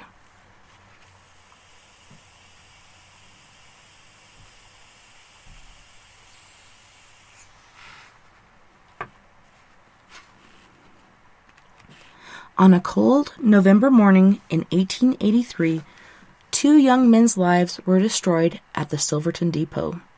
One died, although certainly not with merciful speed, and the other could never escape the specter of what happened that day. Cool. Yay! Thanks, Rosie, for letting me know you're still there. I'm like, man, did I buffer and I lost everybody and they're in another chat room, or did I put you guys to sleep? So thank you so much, Rosie, for letting me know you're still there. You guys are just listening, and I hope you're enjoying. Because I'm digging this. Like, I've had this book for a while. I've only read a couple stories out of it, and I'm really loving reading these stories and learning about the area around me. It's pretty intriguing. Nowadays, passengers only see the depot in passing as the train continues farther into town. But for many years, the Denver and Rio Grande Depot was the starting or stopping point for everyone and everything that came and went in Silverton. A steady parade of burros, horses, and wagons brought ore to this long, narrow, 2-story building and carried food, liquor, coal, dry goods, equipment, and everything else people needed to local businesses and homes. Saloon keepers needed someone to deliver their liquor. Grocers needed produce and meat delivered. Even the dairy owners needed hay for their cattle, and this place was where the only food crops that would grow were rhubarb and horseradish. Wow. That's an interesting combination there. Rhubarb and horseradish. Dinner's gonna be spicy. Charlie Hill was only 22 and Harry White 27 when they hitched horses to wagons and went into the freight hauling business. As they saw it, though, there wasn't room for both of them. They cursed at one another, threatened, and yelled. Charlie was a married man, a volunteer firefighter with many friends, but people agreed he was too hot-headed. Harry had no family in town, in Colorado, or even in America. Finally, after yet another heated exchange, Charlie approached one of Harry's customers. "I'll haul your freight for free." "Then let that man have your business," Charlie said, referring to his rival. When Harry caught wind of it, he was furious. He confronted Charlie, calling him profane names. "You take that back or I will kill you," Charlie said. Harry was silent. "Then the best thing that you can do is get a gun," Charlie yelled. The next morning at the depot, the argument continued. Both men were armed, but who said and did what is not clear. According to Charlie, Harry cursed and yelled at him while brandishing a gun. "Put that gun away or we'll settle it," Charlie said, threatening to whip Harry if he didn't comply. But Harry said it didn't happen that way. He insisted that he had holstered his gun and started to walk away when Charlie began shooting. Whoever drew or fired first, both men emptied their guns. When the shooting stopped, one lay mortally wounded. 9 excruciating days later, Charlie died of blood poisoning from his wounds. Harry was unscathed, at least by bullets. He was arrested and held in jail for a month. The following July, he went on trial for murder. Jurors determined that he was defending himself when he shot Charlie and acquitted him. Harry won his freedom and the lucrative freight business, but he lost interest. The memory of that shootout and his rival's agonizing cries haunted him. He turned to prospecting and eventually went to work in one of the mines. Seriously? You're going to go from hauling freight to working in the mines? Like, that's pretty bad. I think that's a death wish or something. Very, very weird. Then he opened a shoe shop in Silverton next to Taylor's Shoes. No matter what the jury said, guilt never loosened its grip on Harry White. He sometimes got so despondent that he threatened to kill himself. In 1906, 23 years after the fateful confrontation, he finally did. Harry put a gun to his head, and with a squeeze of the trigger, he ended his torment. The duel finally claimed its second victim. Fire on the Mountain. Makes me think of a Charlie Daniels song.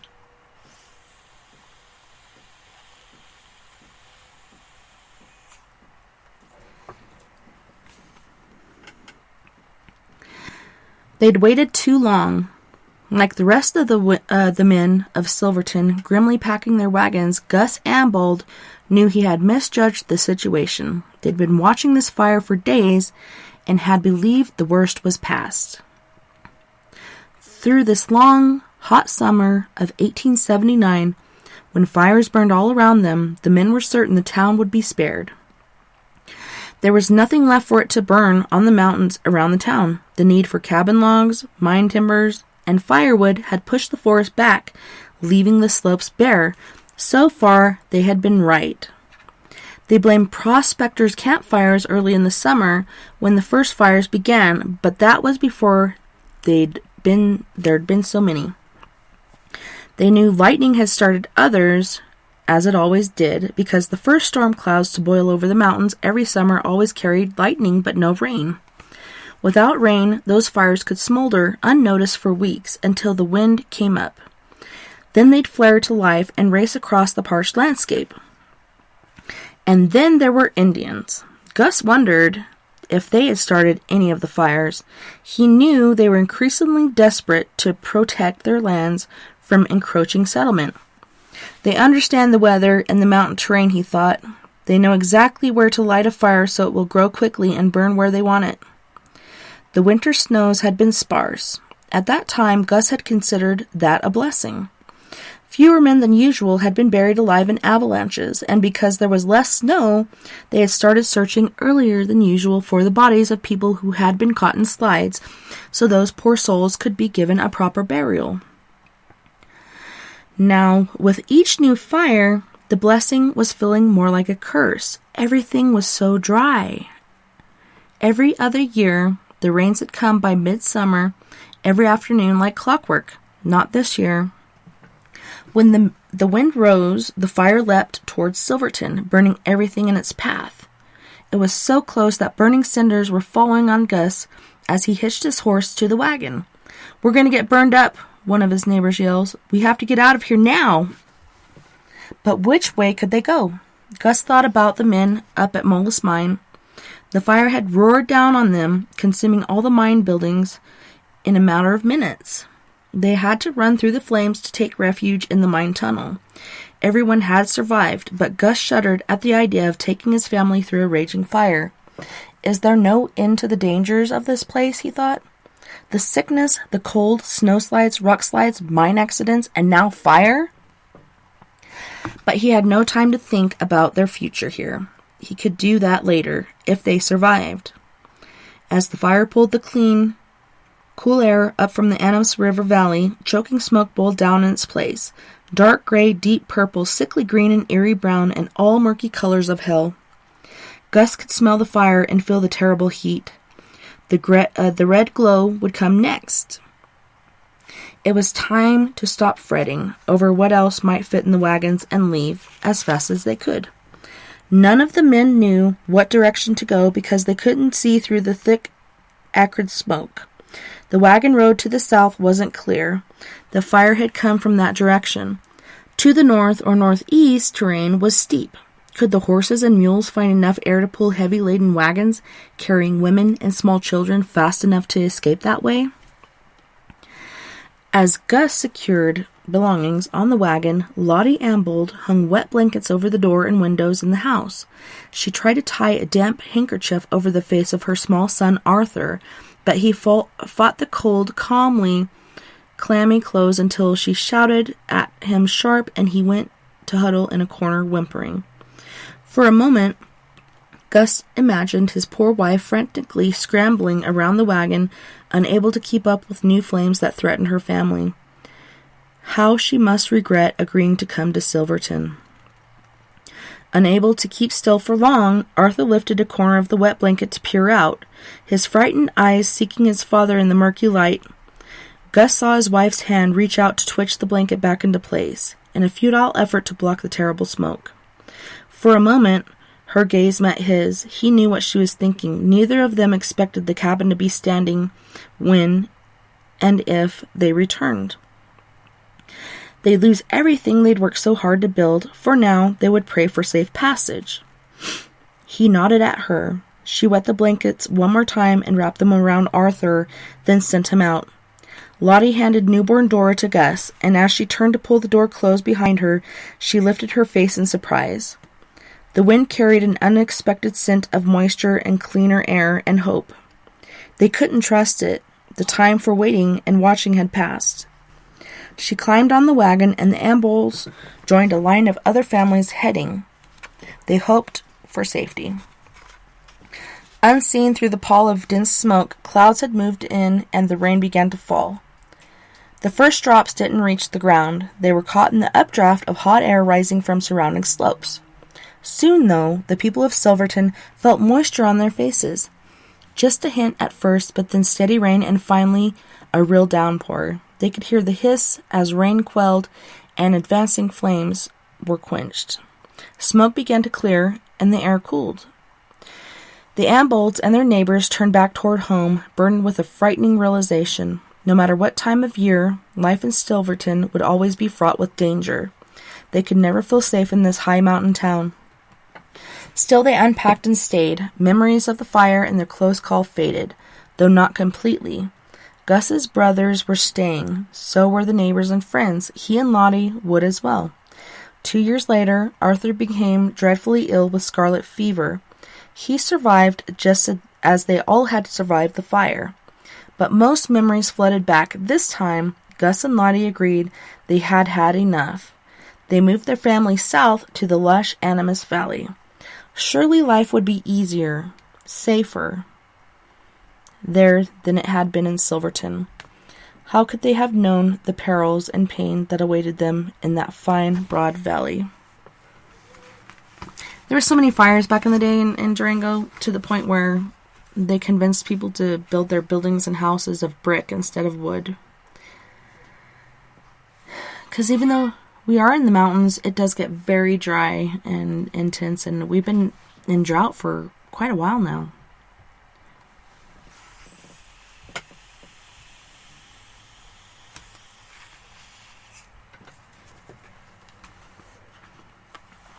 This story is called, Is That You, Charlie?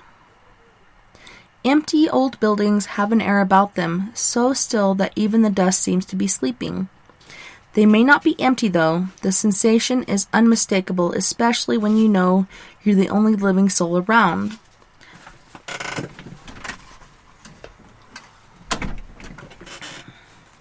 Sorry, I had to look out the door to see what that noise was.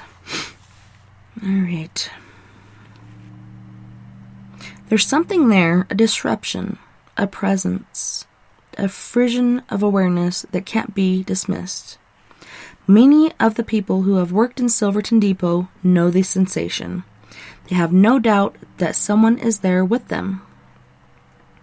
The railroad worker had been sent to clean and paint the old depot. It was hard work, and there would be plenty more of it tomorrow. He had to get some sleep. But every time he closed his eyes, there it was again, the whir of blowing air in the restroom. Oh my goodness. It's almost time for break. Let's see how long the story is. I think we can get through it. He knew he was alone in the building. He'd locked the doors himself, yet the hand dryer had been turning on repeatedly since he settled down to sleep. Something was there, maybe something that was toying with him, a ghost angry that he was making the depot look different than it had for years, or maybe just a spirit that enjoyed newfangled electrical contraptions. Newfangled dangle things.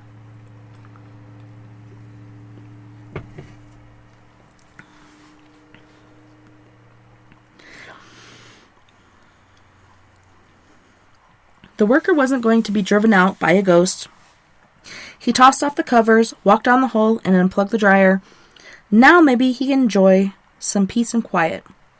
As he settled back under his blankets, he heard a door slam and the distant sound of footsteps clomping overhead. The photographer had a lot of work to get done in a short amount of time. She turned on the computer and printer and slipped the memory card into the slot. In 2 hours, she would reboard the train with photos printed and ready to sell to passengers. She felt a sudden chill. That was strange for midsummer, especially in the low-ceilinged, airless second story of the old depot. She knew no one was there with her. Who would want to be? Yet she often felt she wasn't alone in the depot. The presence wasn't alarming, just annoying, and she shrugged it off and returned to work on her photos. A few minutes later, she heard footsteps retreating down the stairs. They didn't sound like ordinary footsteps, but something was definitely trudging downward. Rubber boots, she thought, the kind people wear when they're irrigating fields? It was odd, though. There were no fields to irrigate around Silverton. Visitors to the old depot on a cold winter day entered cautiously. They'd heard stories. More than one person has seen an apparition. 2 men tried to get closer to get a better look one night, but the specter vanished. "May we look around?" one visitor called out in the empty room. "Go ahead," a faint voice responded. They heard scraping and banging from different parts of the building. Back in the baggage room upstairs, "What the heck was that?" one man shouted, startled. Only the waiting room was quiet. Upstairs, there was a vague murmuring.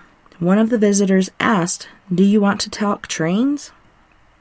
They heard breathing, shuffling, and a woman's annoyed laugh. Maybe they had interrupted something?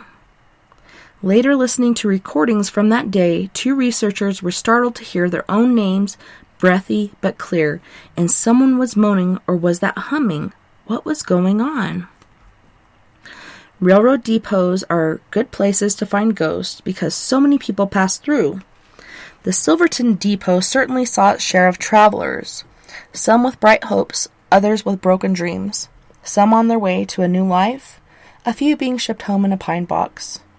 For half a century, Charlie Rue saw them all.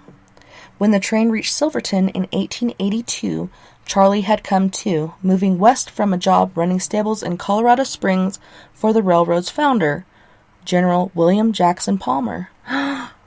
Oh, he's the one that built the Palmer Motel here in Durango. Charlie hauled passengers and baggage to and from platform, always smiling and humming a tune. Between trains, he used a horse-drawn wagon to haul water to folks in town. One day, a splash of water spooked the horses, and they bolted. Charlie fell under the wagon's wheels, and both feet and one leg were crushed. Following 6 months in the hospital, he spent 3 years on crutches before he was finally able to walk again. He was never able to wear a pair of ordinary shoes. Ever loyal to the railroad, he went back to work. He refused to allow the chronic pain from those injuries to silence his humming or dampen his spirits. He met every train, day and night, and did whatever anyone asked of him. People looked after him because he sometimes forgot to charge for his services. When his wagon and horses were just plain worn out, Silvertonians raised $750 to buy replacements for him. What a good community. That's awesome. The sight of Charlie in his straw hat and unusual shoes, his dog tip at his side, was so familiar that someone turned a photograph of them into a postcard. Locals sent it to relatives back in their home countries around the world.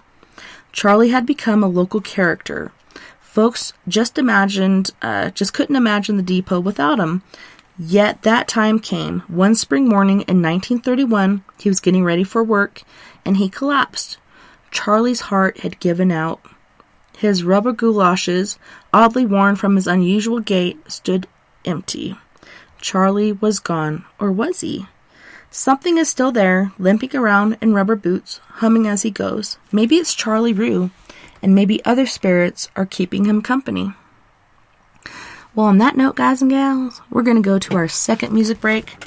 We have Mystique featuring Beauty and the Beast with Rampage.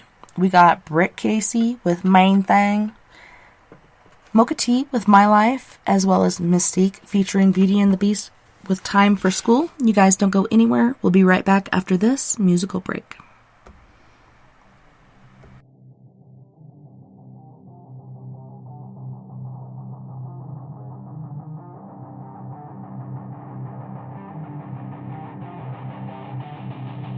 Spark so much fire, think I woke up the dragons. I'm the new beast, spitting apocalypse for a fantastic. Got the power from God, made the rest hard to breathe. I'm on the surface, flow so powerful, industry don't fit me. Spark so much fire, think I woke up the dragons. I'm a new beast, spitting apocalypse for a fantastic. Got the power from God, made the rest hard to breathe. I'm on the surface, flow so powerful, industry don't fit me. You people fire well, I'm the kind that made you inspire. Smoke detector can't take the battery is what I require. I am led to put me out, you need a metal lid. Stop, drop, bend, roll to your nearest exit. Not the one to play, we'll make you go back and edit. Make you jump double dutch till your leg legs. Head knobbing with the flow, man, I need a helmet. I done screwed up these verses and got them pregnant. One of a kind, and chick could step to my comparison. F the world up with this, man, I should just marry it. My words are weapons, big as tools that can't fit in your kid. They sell it fake, hoping I'd rather kill your hope like ISIS.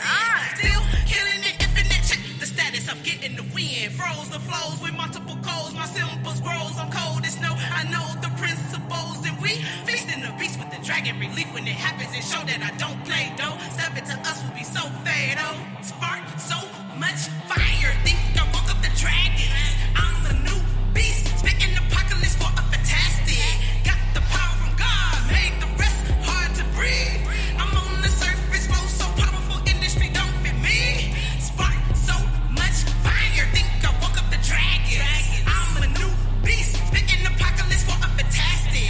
Got the power from God, made the rest hard to breathe. I'm on the surface, flow so powerful, industry don't fit me. Hey, it's swag. I done got back in my bag. I done had people laugh. I done seen people pass. I spaz like spaz. The garbage man, it ain't trash. This of course I can't crash. This a race and I'm fast. I pass the fake and put all of it last.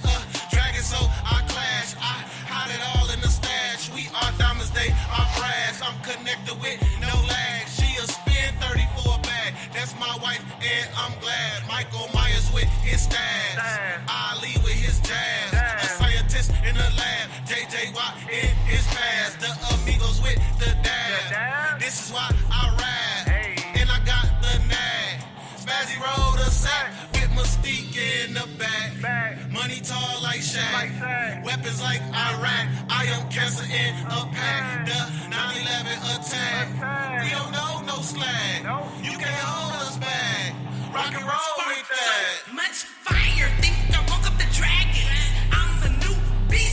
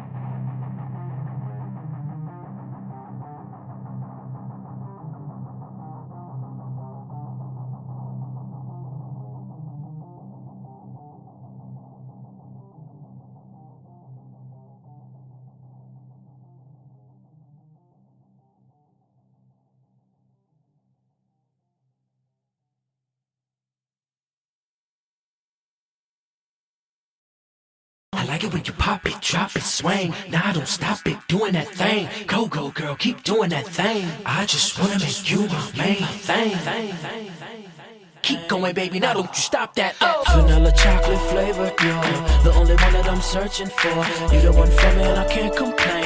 You sunshine anytime it rain. Not around then I might go insane. I just wanna make you my main thing. I like it when you pop that, drop that. Keep going, baby, now don't you stop that. Honey, you're so sweet, I can't ignore. Thinking about you both more and more. Making it pop and drop and swing. I could be the king and you my queen. Yeah, they look good, but you insane. I just wanna make you my main thing. I like it when you pop that, drop that. Keep going, baby, now don't you stop that. Who's them dudes in the back with the black on? True deep, don't sleep or slack on. Come to the money, honey, I'ma get a stack on. Excuse me, ma, can I get my Mac on? To the left, throw it to the right. Do it like you wanna do it to me all night. From the block, kid know how to act hard. Like brick house, women with a fat backyard. In the club with me and my man's illin' that. In the back door with me and my man chillin' that. I'm on the floor, I'm like, damn, she killin' that. It's going down, no cop around, feelin' that. I'm fly, I'm a guy that'll get him. Play a like me, need two of you with him. Call you a lollipop and I wanna lick up you. Number one, my top choice of pick. Yeah, give it to me, mom. Go, go, girl. Nah, don't stop. Oh, no, girl. Break it down for me. Get it gone. Can you keep it going? On and on and on. Now give it to me, mom. Go, go, girl. Nah, don't stop. Oh, no, girl. Hey, break it down for me. Get it gone. Cause you got it going on and on and on. Can't deny, boy, that you too fly. Anytime that I look you in the eye, a phenomenon that I can't explain. Like the things you're doing to my brain. You the only one to take away my pain. I just wanna make you my main thing. I like it when you pop that, drop that. Keep going, baby, now don't you stop that. Can't stop thinking about how you move and all the things that I'ma do to you. True, this might be a little bit strange. Don't care if I don't even know your name. That's why I wanna tell you this simple and plain. I just wanna make you my main thing. I like it when you pop that, drop that. Keep going, baby, now don't you stop that. Who's them chicks all thick with the pumps on? Lumps in the front, back with the bumps on. Not a cat hoping that he get his humps on. I'm way beyond with them other chumps on. Sweet enough to eat and he might bite you. Wanna make love to you, I don't wanna fight you. Nobody like you, not a one like you. When you come around, no telling what he might do.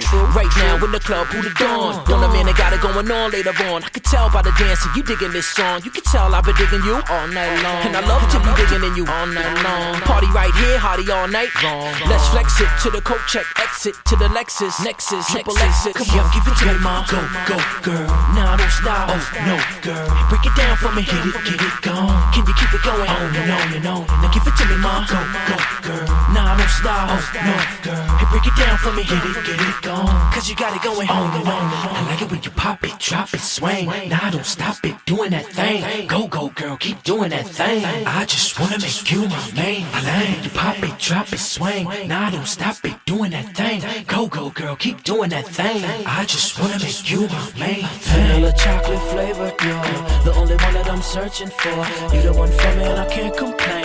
You sunshine anytime it rain. Not around then I might go insane. I just wanna make you my main thing. I like it when you pop that, drop that. Keep going, baby, now don't you stop that. Honey, you're so sweet, I can't ignore. Thinking about you both more and more. Making it pop and drop and swing. I could be the king and you my queen. Yeah, they look good, but you insane. I just wanna make you my main thing. I like it when you pop that, drop that. Keep going, baby, now don't you stop that. Can't deny, boy, that you too fly. Anytime that I look you in the eye, a phenomenon that I can't explain. Like the things you're doing to my brain. You the only one to take away my pain. I just wanna make you my main thing. I like it when you pop that, drop that. Keep going, baby, now don't you stop that. Can't stop thinking about how you move and all the things that I'ma do to you. True, this might be a little bit strange. Don't care if I don't even know your name. That's why I wanna tell you this simple and plain. I just wanna make you my main thing. I like it when you pop that, drop that. Keep going, baby, now don't you stop that.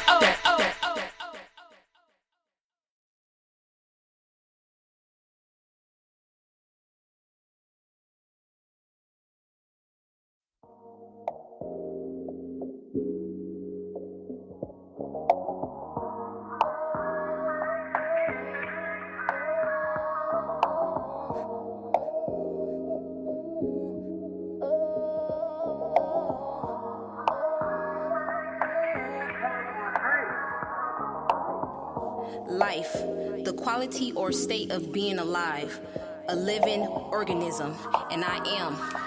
Mocha tea, let's get it. My life, the sugar, honey, iced tea. They wonder why I smile so gracefully.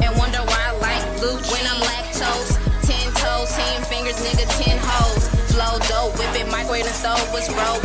Broke days, broke weeks, even broke months. A rich John will have them going crazy.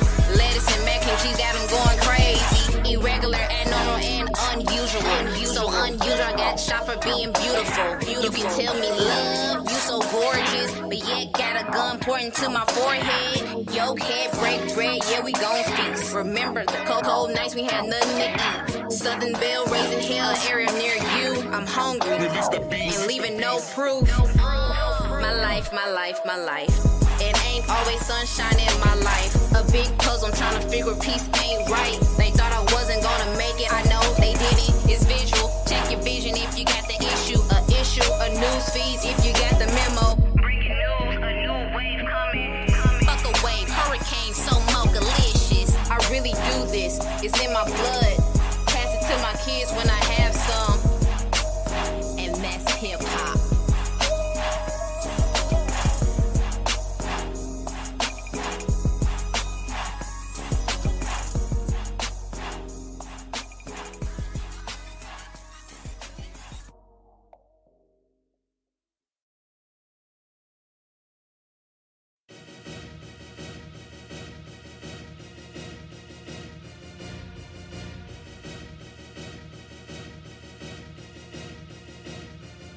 Do you believe? Are you ready?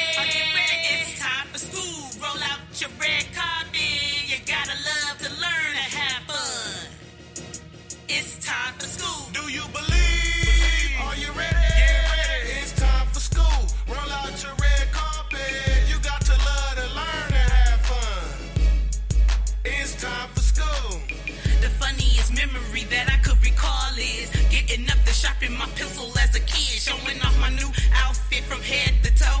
Yo, I love the life of 3 9-year-olds with hyper goals. My mind be blown. Don't get upset when the answer's wrong. Pray for strength and you'll survive to be strong. I am a teacher, it's how I define myself. Help me vibe so well. Don't stress, do your best and forget the rest. Mama made sure we pray to God, highly blessed, and I am honored. No weapon formed against us should prosper. Don't ever forget. And I bet when you enter into school, you'll feel ultimate. No consequences of your accomplishments. Move away from the negativity, it got you bit. And if you getting in the midst, just take the time and repent. Stay focused, get a pencil, write about the lesson. Raise your righteous hand, find the answer to questions. Can be your main plan, leave a saucy impression. You are your own fan, you got this, is what I recommend. Do you believe? Are you ready?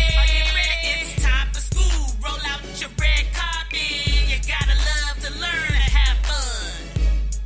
It's time for school. Do you believe? Are you ready? It's time for school. Roll out your red carpet. You got to love to learn and have fun.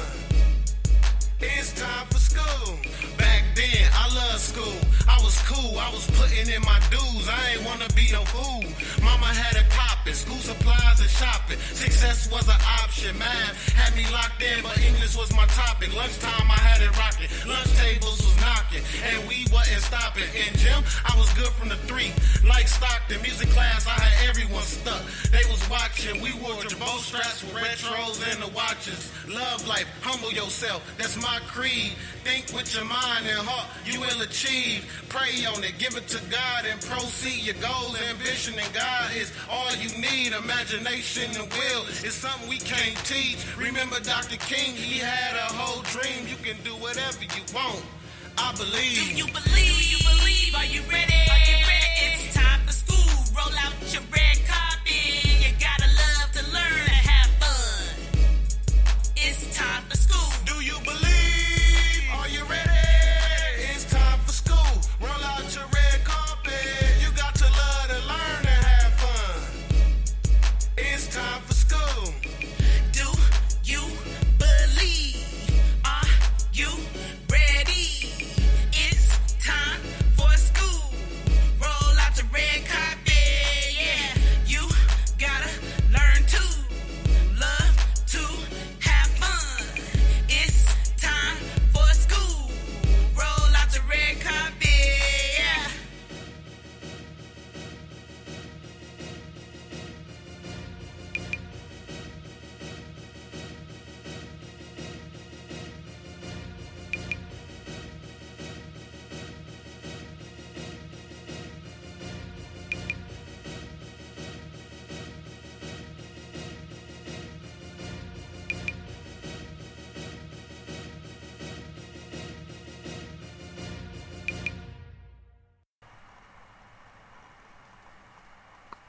Happy Easter! Welcome back. Thanks so much for hanging out tonight with me, TessaTNT, on We Are Paradox Media's Late Night in the Rockies. So we've been reading once more, and you guys, I think we're on our last story of this book. I'm going to miss it. But I'm so glad that I got to read this and share this with you guys. This book is called Ghost Tracks, Haunting Tales Along the Rails, and it's written by two beautiful women, Elizabeth A. Green and Suzy Garrison Meyer. If you guys want to pick this book up, there's some awesome pictures in here, and these women did a really good job putting this together. So we're on chapter 13, Searching for Ghosts. We resolved from the very beginning not to make up ghosts for this book. As for the Durango and Silverton ghosts people told us about, they would somehow have to reveal their identities to us, or who they were or why they were there would remain a mystery. We were open to the possibility of encountering ghosts ourselves, but didn't know if we would. So we listened and watched and searched and were surprised by some of what happened. There were, at the very least, quite a few puzzling incidents.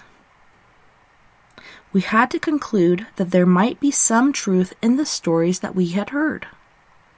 Like a number of railroad employees, we presumed that ghosts are somehow associated with tragic death. There were plenty of stories about suffering and misfortune along the Durango and Silverton route. Would we find evidence of ghosts in any of those places? Would any of those stories help us identify the ghosts that railroads have encountered?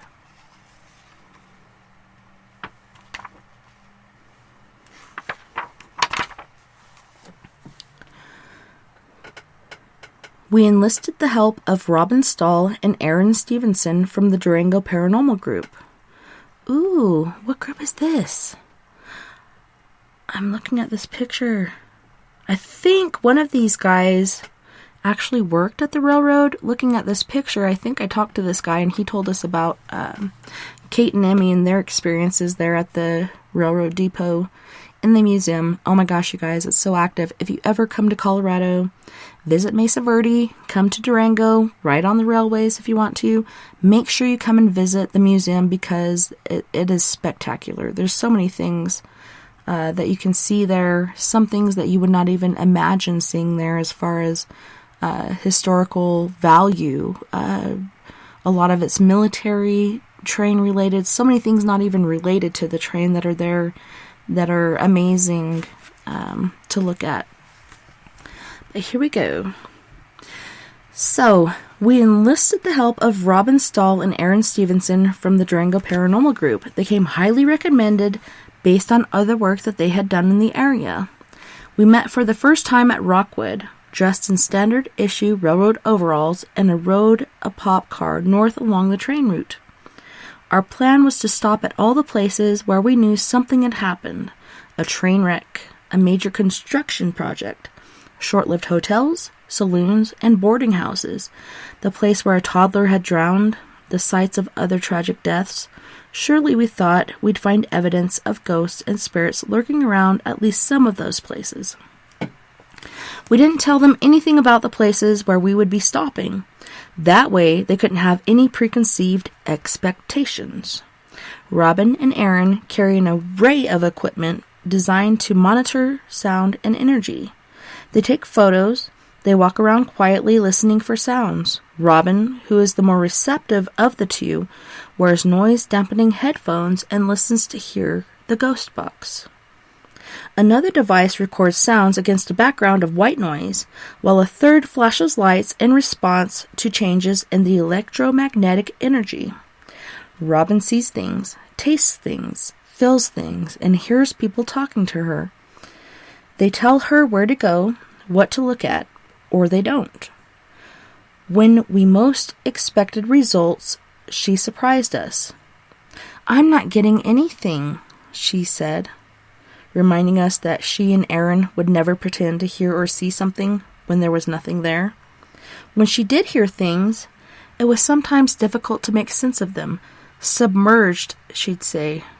Cheater, cut it off. Sorry. Mommy? Run.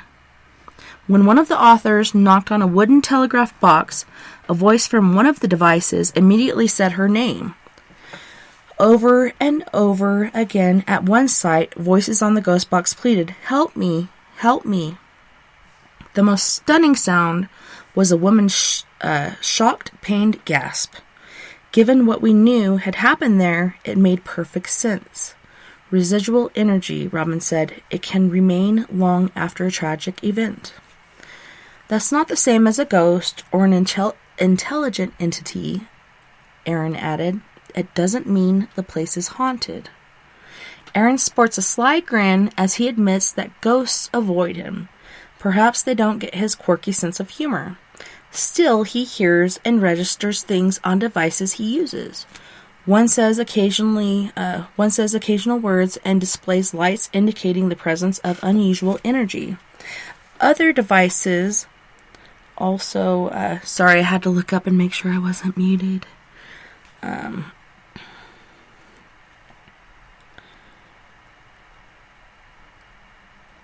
As with Robin's voices, we couldn't always make sense of the words Aaron picked up, but then a recognizable name would pop up, or a word would fit perfectly for that place. We were reminded of the aphorism that an infinite number of monkeys and an infinite number of typewriters could write King Lear. We were reluctant to attach significance to random words. In 2 motorcar trips along the route, their findings often confirmed the existence of something, but added very little to the stories we had gathered in our search. Recordings never contained full sentences, let alone full names or life stories. There was no ghost that identified himself as Black Willie Lonergan or Patrick Slattery or Harry Dalton. We realized that just because Lucette Shoke killed himself at Needleton does not mean her ghost, if there is one, is anywhere along the Animas River. We shifted our focus to the ghosts railroaders talked about. Could we determine who they were or why were haunting the railroad depots and cars? Or could we at least find out if they were malevolent or merely mischievous? Railroad workers... Oh my goodness, say that fast 5 times. Railroad workers, say there are at least 4 haunted Durango and Silverton cars. 3 among the rolling stock and 1 in the museum. And that is the one I've told you guys about. It's called the Immigrant Car. It's amazing. Hopefully you guys can get here before Jeff gets much older, because I know he's going to work as long as he can as the museum curator at the Durango and Rio Grande Railroad. You guys have to come in and see this. It's insane. It's mind-blowing. I love it. I want to go back. Go away, COVID. So could we determine who they were or why they were haunting the railroad depots and cars, or could we at least find out if they were malevolent or merely mischievous? Railroad workers say there are at least 4 haunted Durango and Silverton cars, 3 among the rolling stock and 1 in the museum. We went back to the museum car several times and heard voices and footsteps every time. We visited the 3 cars and the rail yard in daylight and again at night. On the first visit, there was nothing in the 2 cars, aside from a drop in temperature toward the front of one. We went into the last car a little disappointed. I won't make anything up, Robin reiterated. There are spirits here or there aren't. They'll show us if they want us to know they're here. A ghostly conversation followed, if that's what it was. The meter's lights began to flash. The tablet display similarly showed distinct patterns of energy. Excuse me. Robin started asking questions. Is someone here? 2 lights flashed. Are you a man? They flashed again. Are you a woman? No lights. Are you between 20 and 30? 2 lights. And so it went, with lights sometimes flashing and other times not. Patiently, Robin reminded the spirits we were not there to do any harm. He could use his energy to light the lights if he wanted to say yes to a question. Do you like females? All 5 lights flashed, and the tablet display glowed. The conversation went on for about 10 minutes, then the lights stopped flashing and the tablet display went dark. It was over. We went back later that night. Lights didn't flash and the tablet screen didn't glow. But in the other cars that night, everyone saw shadows moving and felt cars swaying even though everybody was stationary on the tracks. A ghostly cat meowed repeatedly, appeared, then disappeared. In the last car, the tablet said cat. Was that just another monkey at another typewriter? We didn't know. We had found nothing noteworthy in the Cinco Animus that afternoon. The Cinco Animus. 5 Animus? What the heck? Cinco Animus. Okay, I'll figure this out later. But that's interesting. I've never heard that term.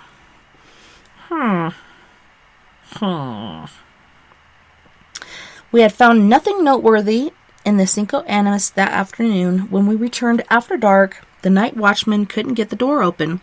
He tried key after key to no avail.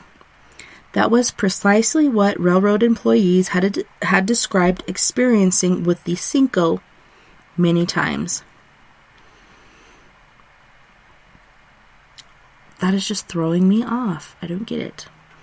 Okay, so the other watchman went around to the far end of the car, opened the door, and walked through. He reached for the doorknob on the rear door, turned it, and the door came open.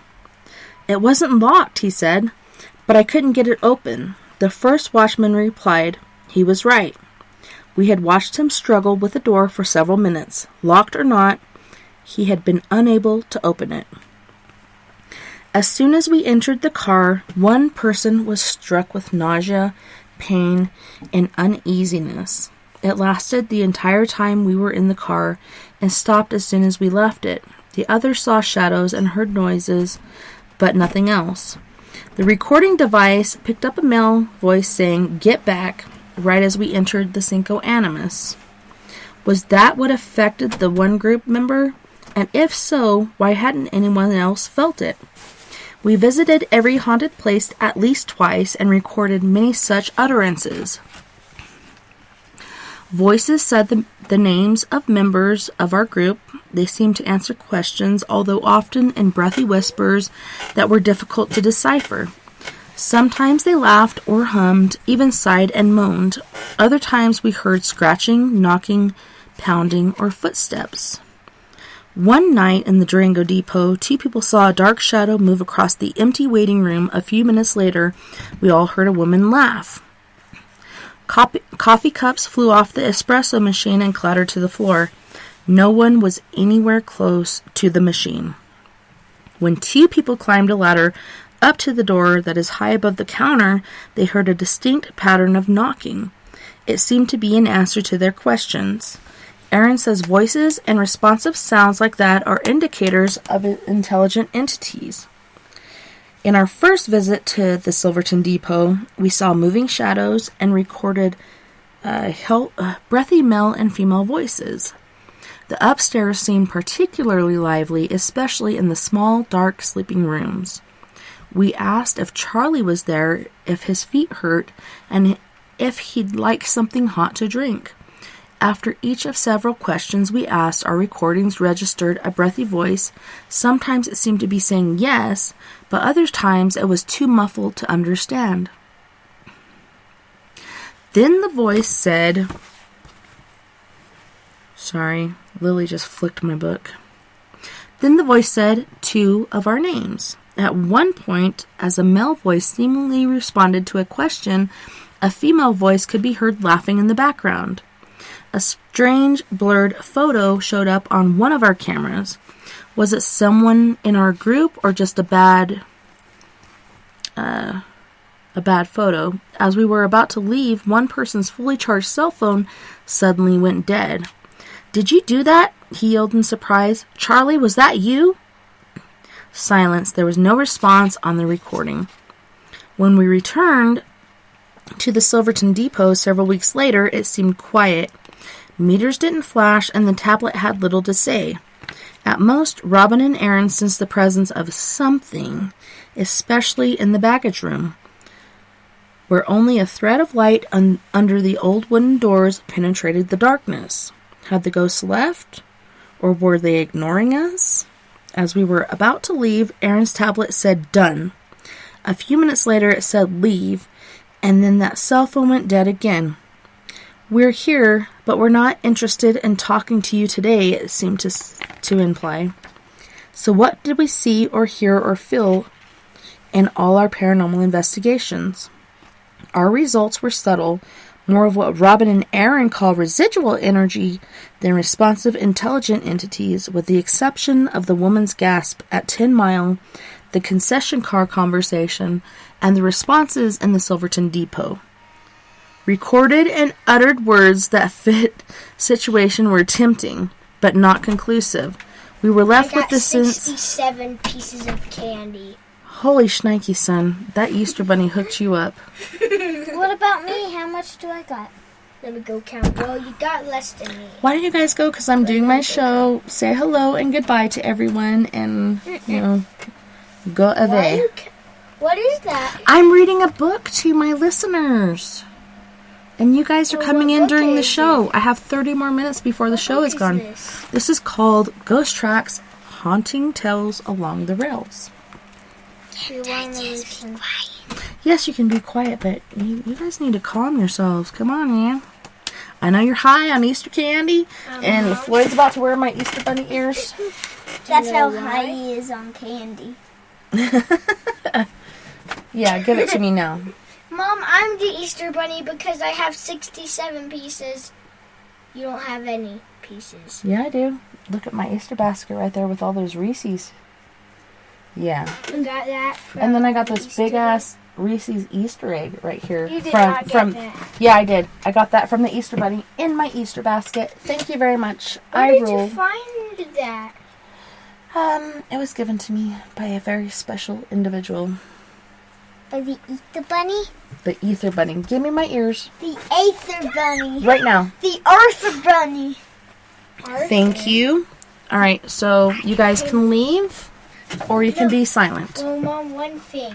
What? So, we had to get me a new Frisbee because, we was doing one of those things where you throw... So, my Frisbee was an Easter Frisbee. It was a teenage Ninja Turtle. Ninja Turtle? And we done this thing where I throw it up in the air, and Arthur shoots it. And then I get a turn shooting. It was taking turns. And I didn't get to do anything but play with my toys out there. And I got to hang out with Amanda, Seriously? and Uncle Dave, and Joe, and Nova, and Jim, and a lot of people. Arthur. Okay, Yeah, so and Arthur, and Arthur. I'm about to finish this book, you guys. We finally almost completed this book, so... Yes, this is Lily, my 5, almost 6-year-old. And then there's Floyd, my son. Can I help read it? I'm almost 9. Yeah, you'll be 9 in September. Lily will be 6 this month. Okay, so ready? Months until my birthday. What month is it? It's April. Today's April. Mm-hmm. Yes, they're sweet little monsters. Today. High on Easter candy. Today is April 15th. April 4th. 4th. So there's 20 more days till your birthday, and then April, May, June, July, August, September. 5 months. And then Sunday, Monday, 14 days after May, that. June, July, and August. Mm-hmm. Very good. Okay. Are you guys ready to be quiet or go away? Because I have to continue my show. Okay, well, go take care of that and then come back. Okay? All right. Thank you. Please drive through. Come on. Get. Shoo. I want to stay in here. I want to listen to the story. I want to listen. Okay, you have to be quiet. Yes. Promise? Pinky promise? Okay, good son. All right. Sorry, peeps. You know, it's Easter, it's family day, so we got family all over the place.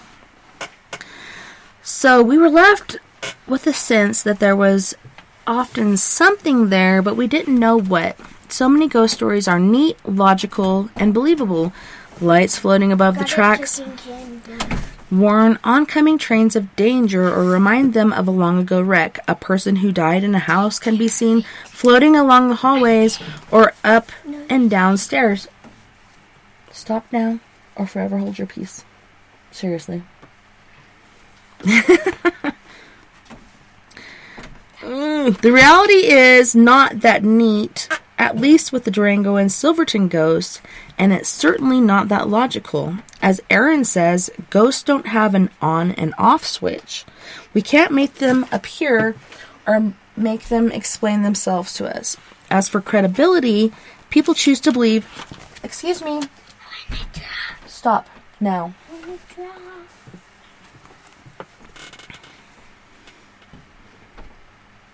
Those who do believe, or at least acknowledge the possibility, recognize that there are forces among us that defy explanation. Who they are, why they are here, or what they want may never be clear. Whatever ghosts haunt the Durango and Silverton, they are mischievous but not malicious. Employees might be wary, but they're not frightened. Some are intrigued, and few are downstairs amused by them. Downstairs, downright. Sorry. I'm distracted by the little gremlin in the corner. And I went to draw. Good. Go out in the living room and draw. No, I mean, like, I just need some paper and pencils, and you got all of the supplies, paper and pencils. Well, I bought you several packages of markers, crayons, everything, and they get lost and destroyed, so there's stuff out there that you can color with. You need to stay out of my books and all this other stuff over here. And be silent. We just pinky promised we were going to be quiet so we can finish reading the story, okay? That means no whispering, no nothing. Okay? Ready? 1, 2, 3, silence. Employees might be wary, but they're not frightened. Some are intrigued, and a few are downright amused by them. The ghost in 212 concession car told us he had not worked on the railroad, but with a flash of lights he acknowledged that he had grabbed a Tabasco sauce bottle and thrown it to the floor with such force that it shattered. Is it possible that those flashing lights signaled the ghost's pride in his mischievous act? You decide. Alright, so we finished with that book. Man, I bought this years ago. I was only looking for evidence as far as the railroad went here. Where the depot and museum are, where we did our preliminary and other investigations after that. It is so active, it's amazing, and I think it's due to the energy along the tracks as well as people traveling in and out and you know, whatnot. So many different tragedies and such.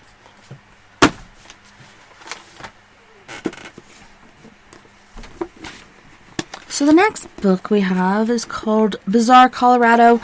I can start reading this if you guys want to call in, if you have any stories to share, any experiences, or you just want to say Happy Easter to all the rest of the listeners, feel free to do so at 1-970-335-9596.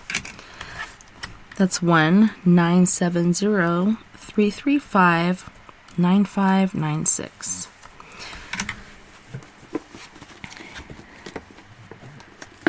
So until somebody calls in, I am going to continue with this book, and this is Bizarre Colorado, A Legacy of Unusual Events and People, and it's written by Kenneth Jensen.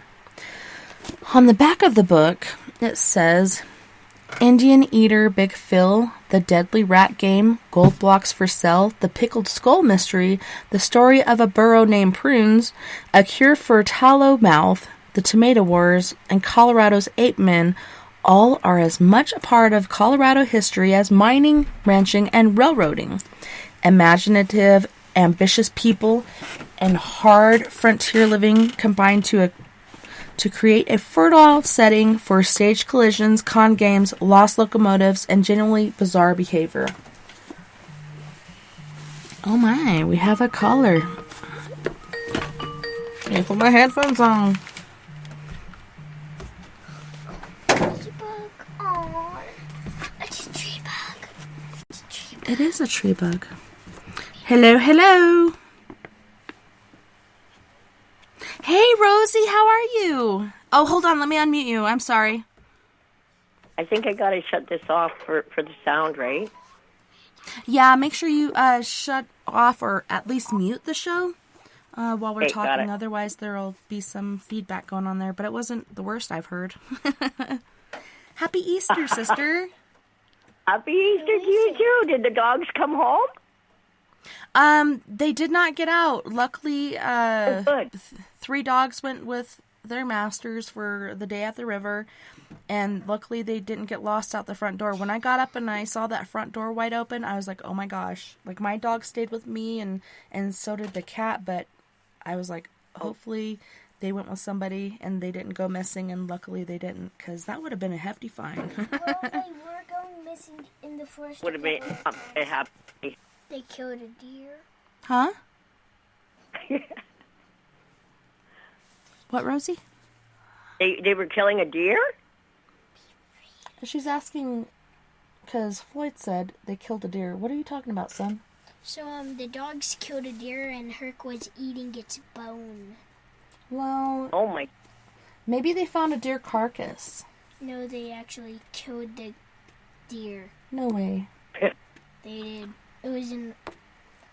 So, yeah, there was deer in the road.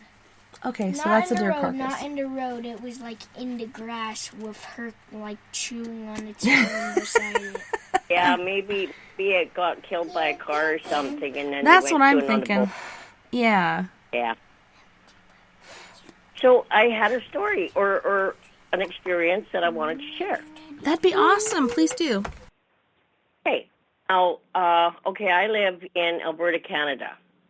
And years ago, I was very intrigued, well, more than intrigued, on some of the teachings that I was learning through books. And one of them was by or of Fool's Crow, which lived in Kyle, South Dakota. And through his teachings that I learned, I wanted so much to be able to thank him and embrace him and whatever for everything I learned and what I followed through the teachings. And I was actually able to take a trip in an old camper with my 2 dogs and get to Kyle and visit his grave. Anyways, the story is quite long. A lot of coincidences, sidetracks, everything else to even be able to find Kyle. And I did. And the first thing, I tried to get a hold of the RCMP or someone just to have that respect and to make sure that I'm allowed to be there. And I was direct. And that's the I don't Royal know. Canadian Mounted Police? No, I'm sorry. No, it would be the police in Kyle. Okay. Yeah. That's who I was looking for once I got there. But I was directed to, oh, I'm sorry. It No, was, you're you know, okay. And don't feel rushed because we have at least 20 minutes left. So don't feel rushed. And, yeah, I want to hear your story. Anyways, one place where there, you know, it looked like an old-time lodge or an old folks lodge or something, but it ended up being a restaurant and rooms down there. And it was like, well, holy, I got a place to eat and everything else, but I had the camper, but it'd be nice to kind of stretch out in the room, so that was good. And now I'm feeling lost. Like I have no idea how to find Fool's Crow's grave. Anyways, I signed in and I ordered something to eat, and there was a little lobby thing there with all these brochures and everything, and the lady asked if there was something specific that I was looking for, and I explained to her why I was there. And anyways, she said, just a minute. Now, I have no way of contacting the family or anybody else there or whatever, and I told her why I was there, and she said, just a minute, and she went to the kitchen. And when this guy came out, she introduced him as Fool's Crow's grandson. Oh, wow. Yeah, it was a wow, because my whole body went weak, and I started crying, and I did, it was just that emotional thing. It's like, how did that just happen? And all of a sudden, I'm in front of the family, and it was, it was weird. Anyway, so we sat and we chatted for quite some time before he had to go back to work, and then I offered him to come to my room afterwards. There was just gifts that I wanted to give him. I had, and some of the herbs and stuff like that. And anyways, his mom called me shortly after that, and I had the permission to go to the gravesite. So the first day I was there, it was, the first day I was preparing, the feast and whatever. I wanted to give Fool's Crow's grave. I wanted to take food. I wanted to take coffee. They loved candies, this kind of stuff. So I really prepared, right? Mm-hmm. But that when I was in the shower, and all of a sudden I started hearing the drums, and then I started hearing singing, and it felt like it was way a long ways away in my mind, and I had to shut off the shower to figure all this out. Like I'm really hearing it inside of me, or what's happening. And once I shut off the shower, everything stopped. I couldn't hear it. I turned back on the shower, and all of a sudden I was hearing it even louder. Uh-huh. But the feeling that you feel inside of you, either it's really good or it's really bad.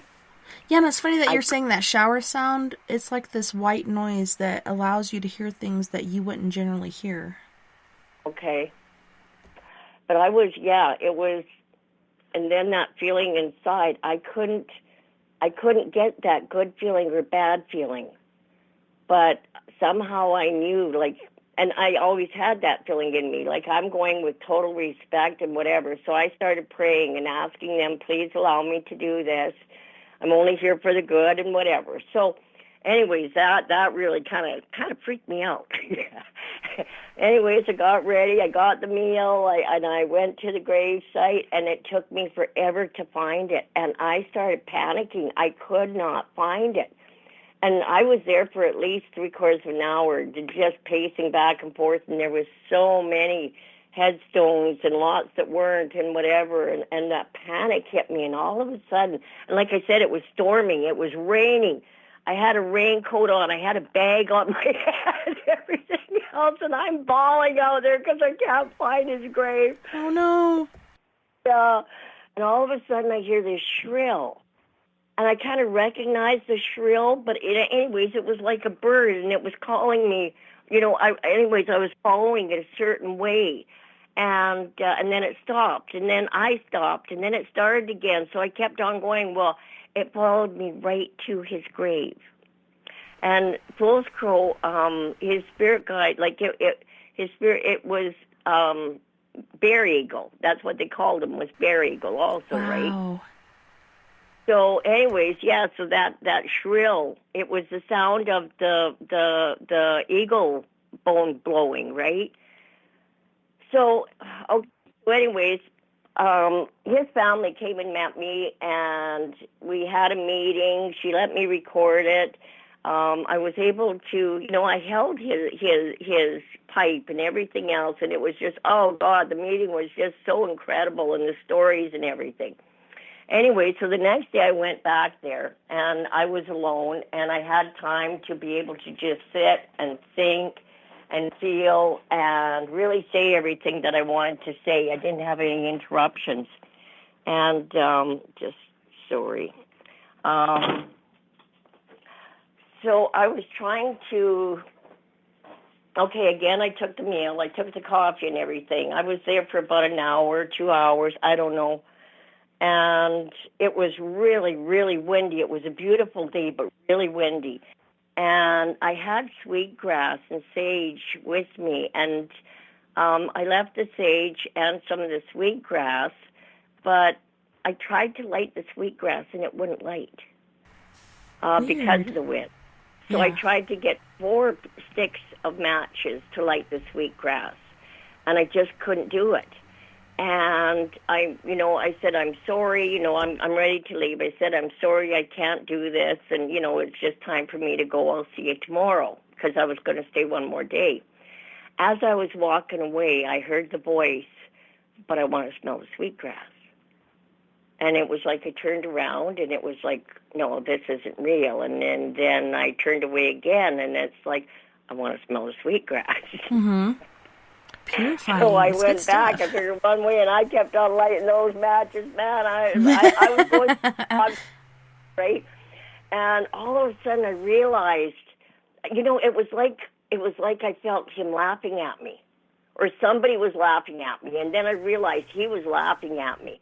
But one thing that he was able to do was like in the sweats and whatever, he was able to light the fire with his hands. Wow.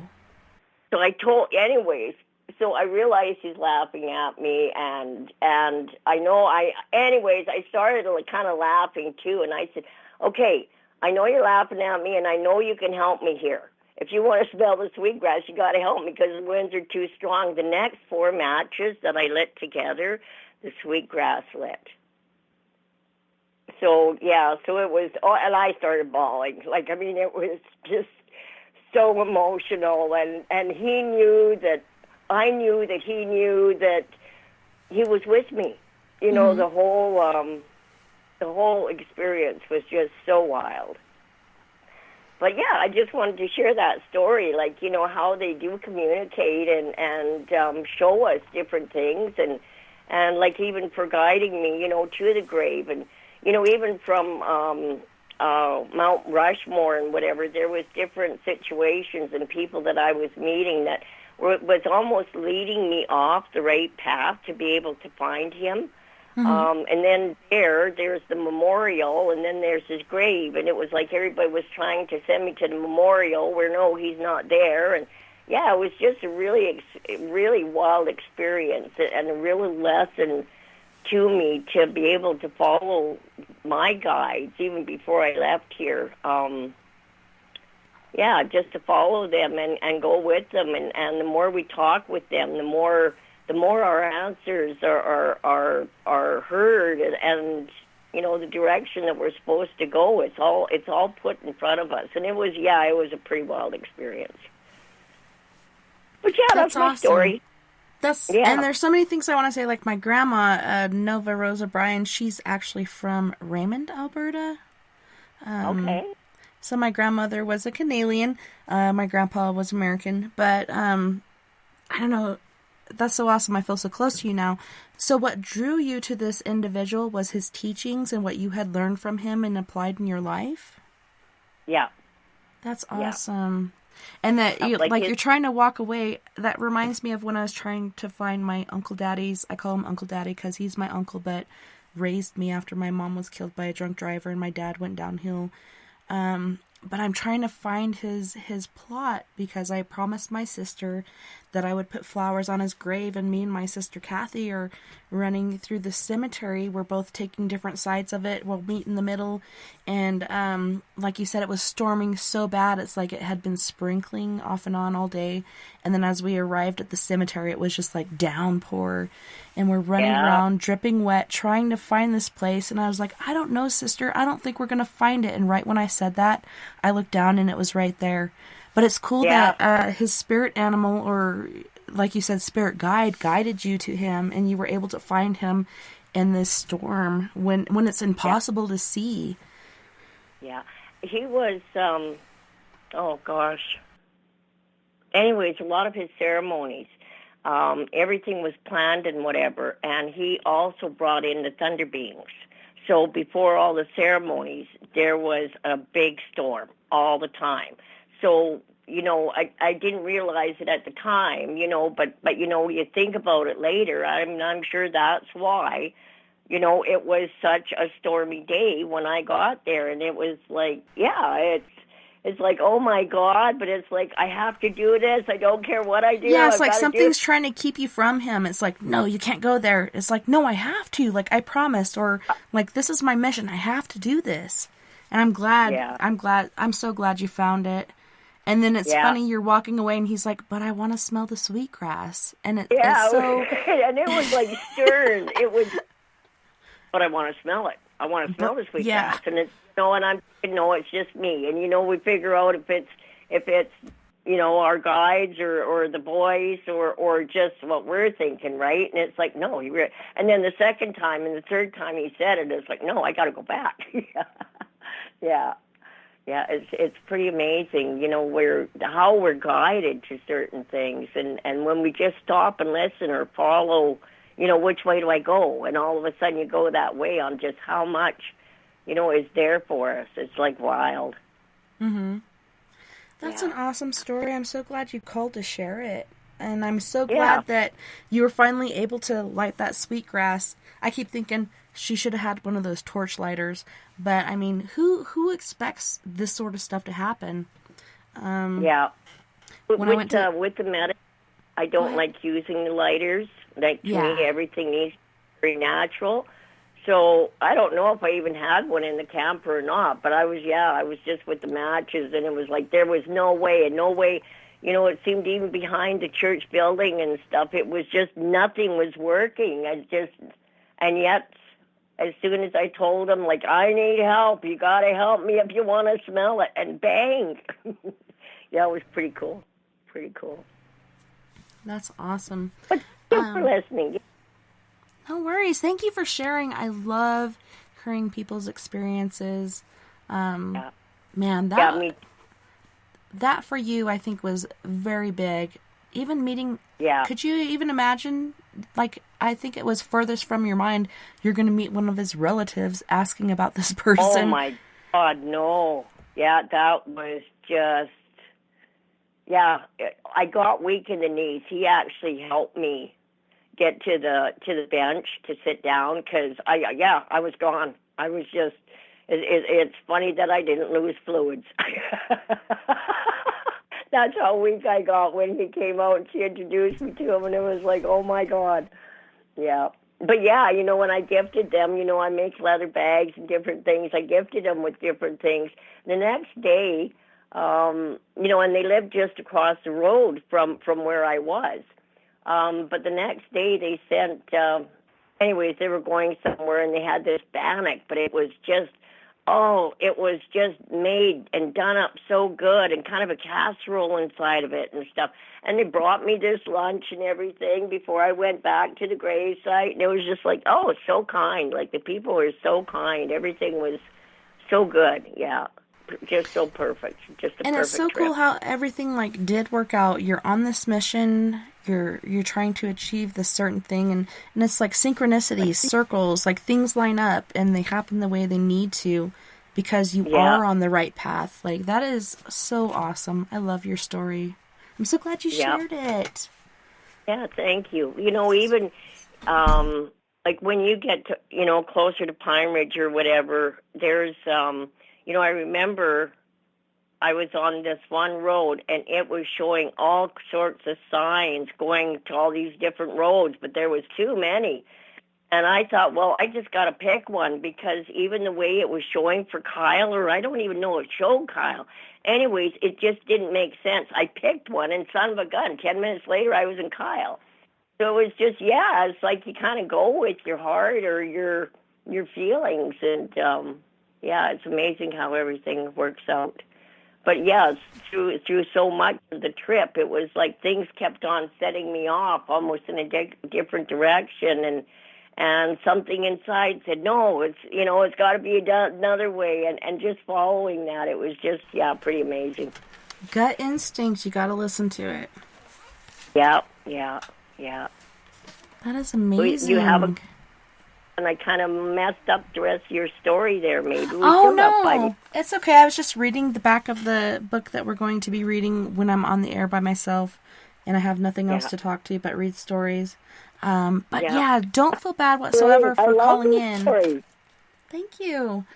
Yeah, I love these books too, and I like I said, I bought this one, the Ghost Tracks, because We did the preliminary investigation at the Railroad Museum. It was early in the morning, which goes against everything I believe in. I should be sleeping at this time. But we went and it was so active. And she actually told us her first and last name, basically her whole story, like what happened and what led to her taking her own life. And they'd been calling her Emmy for so long, but her name was Kate Johnson. But there is a little girl ghost there named Emmy. And I was reading today, and I thought maybe that could be her, but they said infant girl. And this girl is at least like 5 or 6 years old that we have pictures of at the museum. I don't know if you are friends with me on Facebook or whatnot. But if we can contact in some way, I can send you these awesome pictures we got from that investigation of Emmy and Kate, as well as the brakeman, who's a really big jerk. That's so amazing, like, just having confirmation from the other side, different things lining up, and people getting their story out there, and I think that's a big part of it for people to move to the other side or whatnot, you know? Yeah. Man, it's a struggle on both sides. You know, life is not easy, especially these days. I don't know if you thought that we'd be in this sort of pandemic thing within our lives. I never thought I would be. Yes, I never ever dreamed I'd live through it. No. Mm-mm. Like I'm 63, almost 64, and you know, it just doesn't seem like I should be living through this time for some reason. But I guess, yeah, the experience on this earth is like, wow. But I do have the fears. Like, the fears are just very real. It's, crazy. And it's pretty interesting to me. Okay, so I sought out religion, so many different things as a child. Then I was eventually in the LDS church, and I got a patriarchal blessing, and it did say that I would be there in the end of times. And so it's just like all this stuff happening, it's really gonna happen. I don't know, I'm kind of scared, but at the same time I feel like I'm prepared, I'm ready to go to battle. But I think together we can get through this. We can do it, whatever this ends up being. right? Well, I want to thank you so much, Rosie, for calling in. We are at the end of our show. Thank you so much for calling in and sharing your story. I appreciate it so much, and I love your story. Yeah, thank you. I loved the reading tonight. Yeah, it was great listening to you. Oh, thank you, and thanks for letting me know I wasn't alone. I was like, man, did I lose everybody? So thanks for letting me know that you were just listening and enjoying. That was awesome. Okay. I wish you guys all a good night. Night, night, live and light, Rosie. Thank you so much again. And thank you to all of our friends on We Are Paradox Media's Facebook, Spreaker, Twitter, Periscope, iHeartRadio, and wherever else beyond the Omniverse you're listening tonight. I had an awesome time, and I can't wait to do it again next weekend. Oh my gosh, you guys. On the 10th, we have Psychic Chris Garcia on. It's also BTO's birthday. BTO. If you're an old school member of my family, you know who BTO is. It's going to be an epic night. I just can't wait. And then we have Nathaniel Gillis on the 11th talking about demons, devils, and unclean spirits. So that'll be interesting. Don't forget, you guys, we are all in this together. Together we can make the world a little better. And together, my friends, we are Paradox Media, because without you, there is no us. I want to thank all of our people that have helped us to be where we are today. If you want to contribute some more money, we could use it. We got Mr. Jim Morris, Mr. Kevin McDougall, Dell Elson, and Miss Mia Savage, as well as our musical host, Mr. Roy Washington from Quest Nation. Until next time, nighty-night, love and light.